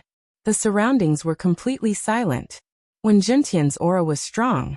After he spoke, the students present didn't dare to say another word. Wen Zhentian had always been confident in his aura. He turned his head to look at CE. Seeing that CE was indifferent to what he had just said, he couldn't hold it in any longer. He spoke again with a slightly heavy tone. Which military school are you from? Go back now. Our Cheetah Bodyguard Company doesn't accept gigolos like you. I don't care if young people nowadays use their appearance to put on airs. But in my Cheetah Bodyguard Company's territory, I won't allow you to put on airs in front of me. Wen Zhentian wanted to chase them out without a second word. His tone was so tough that even if CE apologized on the spot, he would never forgive him. Chairman. It was his fault just now. Let's see if we can forgive him. I'm sure he won't dare to do it again. The leading teacher of Min City's military academy hurriedly ran to Wen Zhentian to beg for forgiveness. The status of the Cheetah Bodyguard Company was one of the best in the world. As for Wen Zhentian, as the chairman of the Cheetah Bodyguard Company, the people he dealt with were all international big shots. Therefore, no matter who they provoked, they would never provoke him. Everyone present was well aware of this. However, everyone thought that CE was stupid. He actually said those words in front of Wen Zhentian. According to Wen Zhentian's personality, he naturally wouldn't forgive CE. Moreover, Wen Zhentian was short and ugly. Looking at CE's young and handsome face, Wen Zhentian was envious of him, but he wouldn't say it out loud. Young people should be responsible for their words and actions. He has to leave. Wen Zhentian glared at CE with his round eyes. Old man, are you sure? CE, who was standing opposite him, said coldly with a smirk. Old man, are you sure? Old man? What? You called me old man? Which military school are you from? Let me tell you, you're expelled from your military school. How dare you call me old man? When Wen Zhentian heard CE's words, he was so angry that he almost vomited blood. Not only did he plan to force CE to leave his cheetah bodyguard company, but he also planned to use his influence to force CE to be expelled from Min City's military academy. In everyone's eyes, CE's actions were completely suicidal. Was he stupid? How dare he challenge Wen Jintian? Wen Jintian was a tough person. If someone said something wrong in front of him, Wen Jintian was the kind of person who wouldn't forgive them even if they were beaten to death. Just when everyone thought that CE was doomed for provoking Wen Jintian, a loud male voice suddenly came from the entrance. Then Shui Ying's figure appeared in front of everyone's eyes.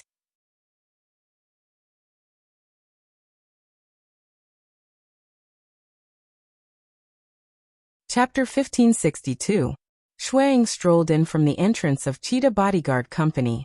His shoes made a shiny sound as they rubbed against the smooth floor. His words were heard by every student, the chairman of Cheetah Bodyguard Company, Wen Jintian, and all the bodyguards. Everyone shuddered in fear. The students might not know what kind of existence an Hun organization was. To them, organizations like an Hun organization and kosher mercenaries didn't have much of an idea. Perhaps some of them had heard of them. However, to the chairman of Cheetah Bodyguard Company, Wen Jintian, who had been trying to curry favor with an Hun organization and gain some benefits from them, this was fatal news. Wen Jintian obviously knew Shui Ying. After hearing Shui Ying's words, he and Lin Kuei both looked at CE in fear. Young master? Then you are. Wen Jintian's mouth was full of shock. His pupils shrank as he stared at CE.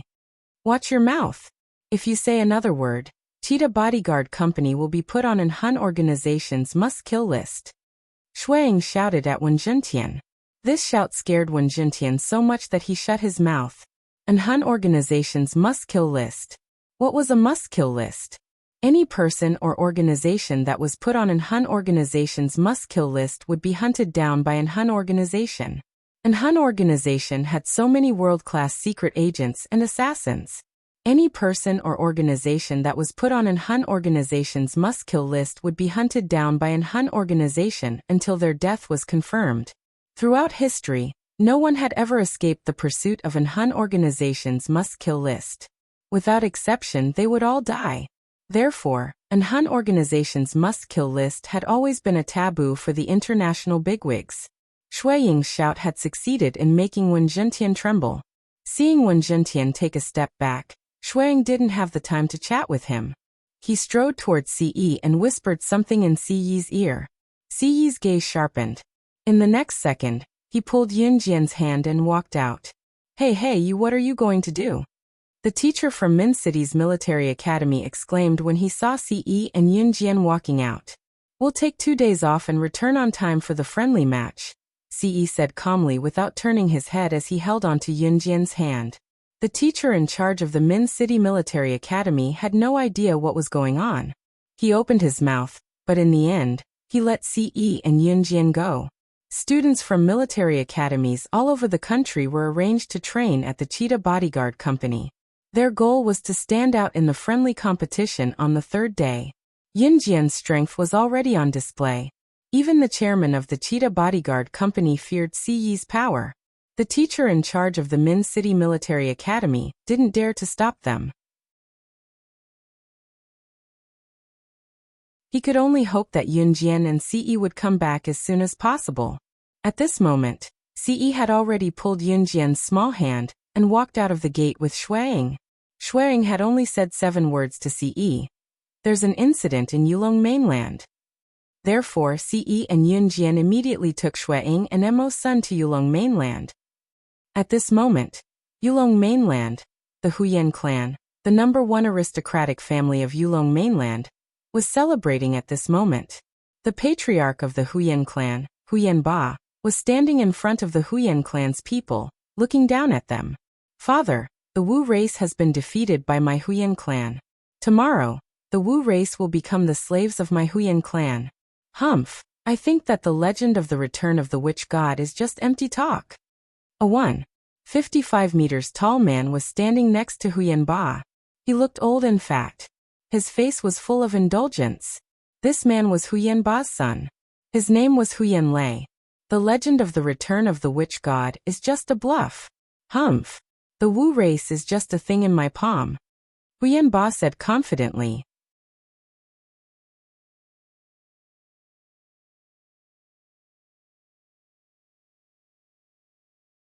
Chapter 1563.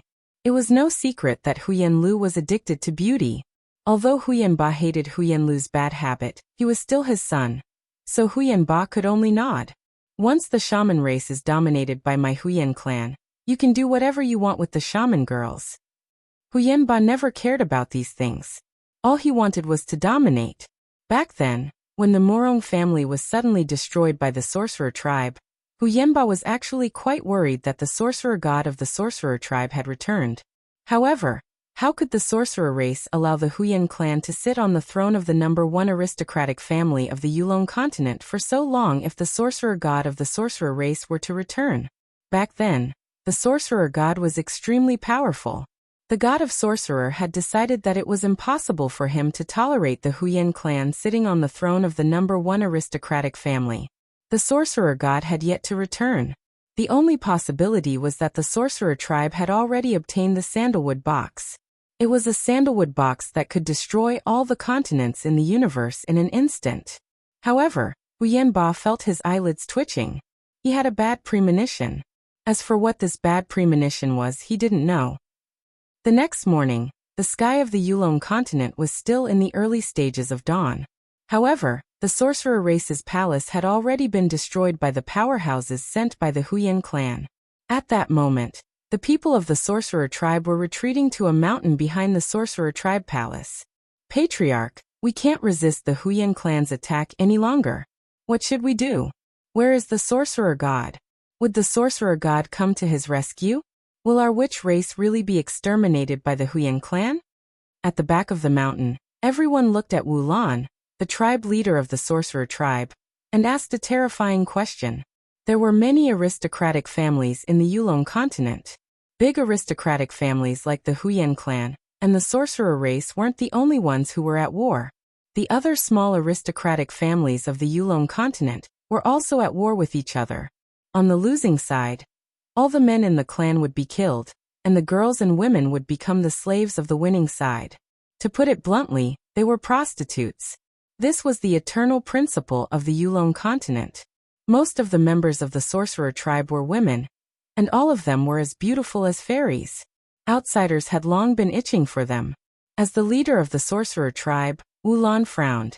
Lan Su was standing beside him, and Adam was also standing beside Lan Su. As long as I'm here, nothing will happen to you. Adam frowned and said. He had spent some time with Lan Su in the Yulong mainland. Compared to before, he had become much more mature. But as long as Lan Su refused to be with him, Adam would still use his stubborn temper to force Lan Su to be with him. Adam wasn't without confidence when he said this. He was one of the 4 great guardians of the Lord Divine Lord. It was a pity that he had lost all of his spirit power. If he were to forcefully use his spirit power, he could still raise the Yulong mainland to the ground.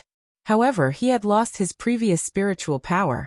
If he were to forcefully use his spiritual power now, he would never be able to recover it. Therefore, he wouldn't use his spiritual power until the very end. Lan Su's eyes twinkled. Suddenly, the voice of the Huyan clan's patriarch, Huyan Ba, was heard from the opposite side of the mountain. People of the shaman tribe, listen up. If you hand over the sandalwood box obediently, I won't make things difficult for you. But if you don't hand over the sandalwood box, then my Huyan clan won't be soft-hearted. It didn't matter whether the sorcerer tribe obediently handed over the sandalwood box or not. They couldn't escape the fate of becoming prostitutes of the sorcerer tribe. This was the so-called winner takes all. Huyan Ba was still shouting from the opposite side. Huyan Sua was rubbing his hands. He couldn't wait to experience the feeling of riding those delicate and tender girls of the sorcerer tribe under his body. Huyan Ba was standing on the opposite side of the mountain. He was looking at the sorcerer tribe. Then, a beautiful female voice was heard from behind him. It sounded like the sound of nature. It made Huyan Ba and all the people of the Huyan clan tremble. How dare you attack my sorcerer tribe while I'm not here? Huyan clan, how dare you?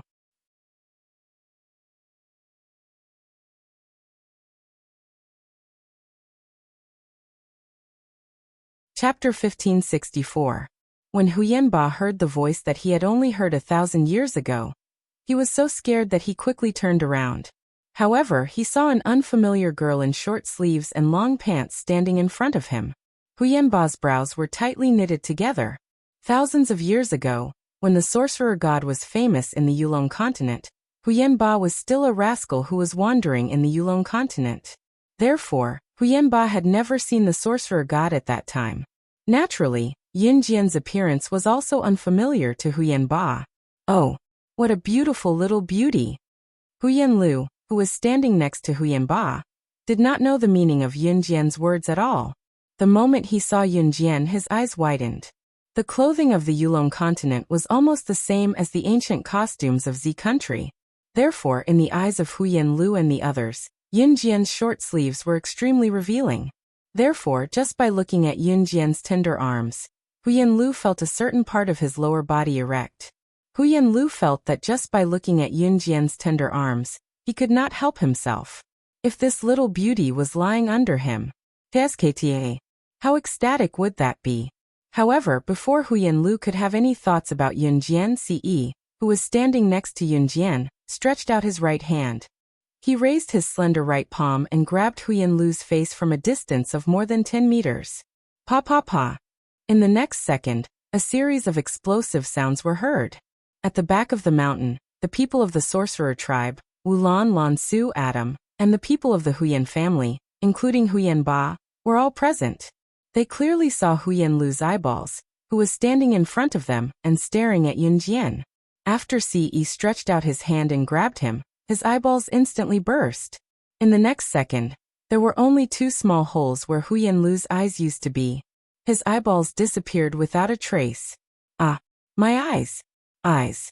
Ah! In the next breath, Huyenlu's painful roar was heard. Huyenlu fell to the ground and rolled on the ground in pain.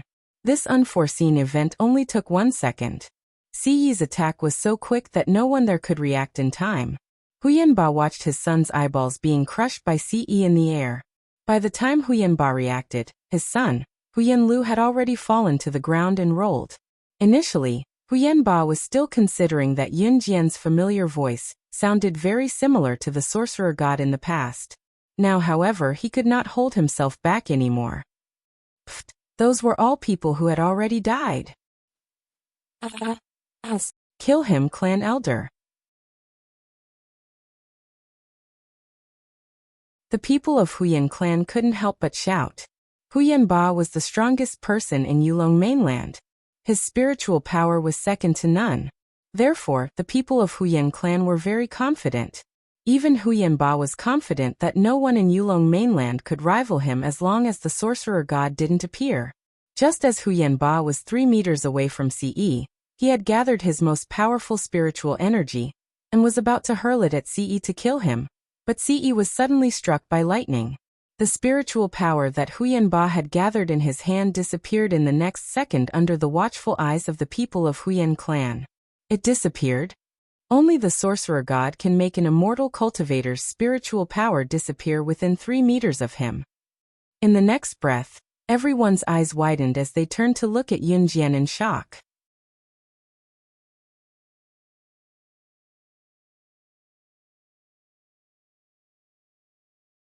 Chapter 1565. Huyenba's eyeballs were about to fall out of their sockets. Back then, Huyenba was confident that the sorcerer god could not return. Now he was terrified that Yunjian was the sorcerer god. No, this is impossible. The sorcerer god cannot return. How is this possible? How is it possible for the sorcerer god to return?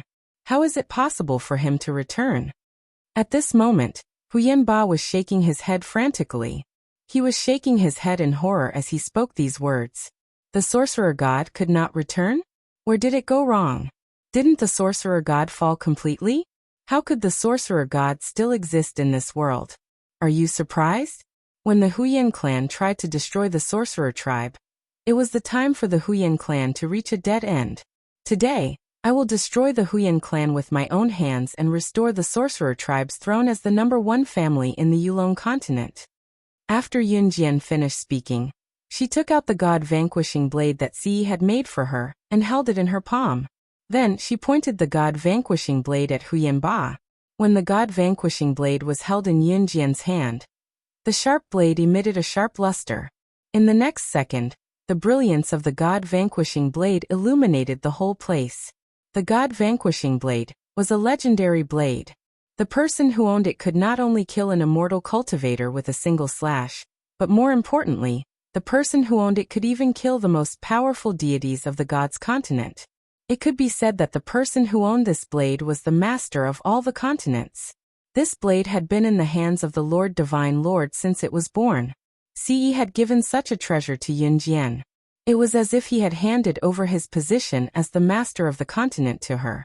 The only deity in the world who could control this God-vanquishing blade was the Lord Divine Lord. After Yunjian finished speaking, the God-vanquishing blade in Yunjian's hand emitted a dazzling light. After the light faded, Huyenba suddenly regained his senses. If his eyeballs were about to fall out a moment ago, then his eyeballs were about to explode at this moment. He stared at the God-vanquishing blade in Yunjian's hand, but in the next second he exclaimed, "The God-vanquishing blade! It was the God-slaying blade! Wasn't the God-vanquishing blade Lord Divine Lord's divine weapon? It's in your hands. Could it be?" Huyenba suddenly reacted. Just now, Ce had reached out with her hand at a speed that he couldn't even see with his naked eyes. She had grabbed his son's eyeball and burst it. Just now, Huyenba was overwhelmed by his anger, and didn't have time to think about it. The God-vanquishing blade belonged to the Lord Divine Lord. If that was the case, Sir Divine Lord, you're not the Lord Divine Lord. Huyenba stared at Ce and immediately sat down on the ground. Lord Divine Lord. It was said that the Lord God was the ruler of the gods' continent. Huyenba was truly frightened. If the return of the sorcerer god was enough to frighten Huyenba, then the Divine Lord was in existence that Huyenba couldn't even imagine. For example, in Huyenba's eyes, the Divine Lord's identity was like a god in the eyes of earthlings. He was a figure that existed in fantasy. Hence, when he saw the God-vanquishing blade and Ce's strength, Huyenba was shocked. However, Yunjian didn't give Huyenba a rebuttal or a correct answer. She pointed the God-vanquishing blade at Huyenba. She didn't want to give Huyenba a chance, and wanted to end him directly. When you go to hell, you'll know the answer. Yunjian's lips curled up coldly. She waved the God-vanquishing blade. Just as she was about to end Huyenba's life with one slash, suddenly, Huyenba's eyes turned. He knelt in front of Yunjian and Ce and shouted.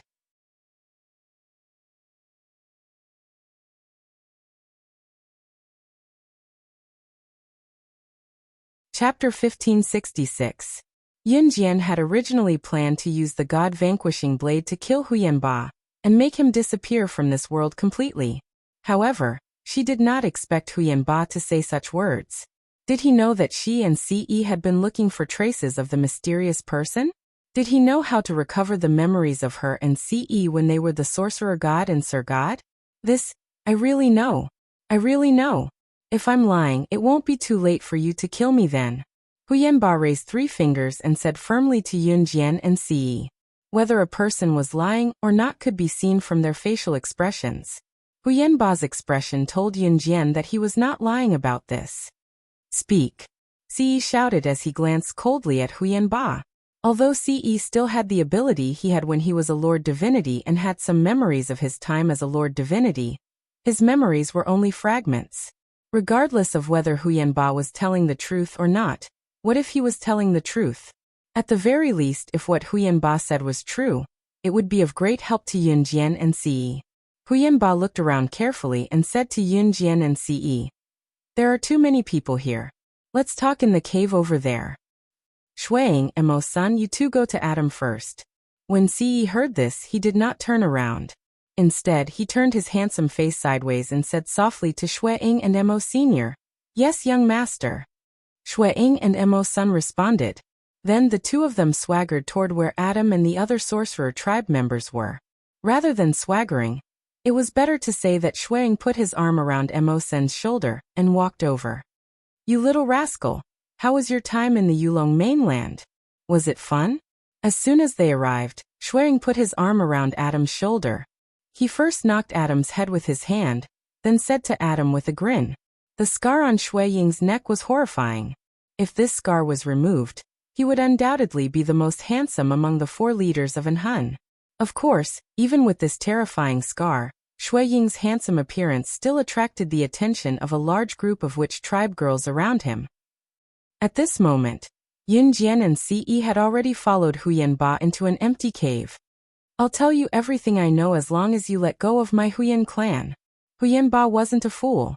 He stated his conditions as soon as he entered the cave. Do you think you still have the right to negotiate with us? Yun Jian held the god-slaying blade in her hand. She swung the butterfly blade-like god-slaying blade with ease. That way, it would be as if she could accidentally stab the god-slaying blade into Huyan Ba's heart and turn him into ashes. Huyan Ba swallowed his saliva. For the first time he was speechless in front of a teenage girl. Moreover, this teenage girl was the sorcerer god who had once dominated the Yulong mainland. I'll tell you. But you have to let go of my Huyan clan after I tell you. Huyan Ba was afraid that Yun Jian and Ce would wait impatiently. So he paused for a moment after he said this. Then he continued to speak. That was half a year ago. At that time, I went to the central mainland as the patriarch of the #1 family of the Yulong mainland. Then, I accidentally heard a conversation between 2 mysterious people. Those 2 mysterious people were wearing black robes. I listened carefully because they mentioned the Lord Divine Lord and the Sorcerer God. You're tuning in to the Li Mei's Wuxia Whispers YouTube channel. We're so grateful for your support, and don't forget to subscribe to join us on this incredible journey through captivating stories. Your generosity through donations truly makes a world of difference, as it's the primary source of revenue that allows me to expand and enhance this channel for you. Thank you from the bottom of my heart for being a part of this adventure.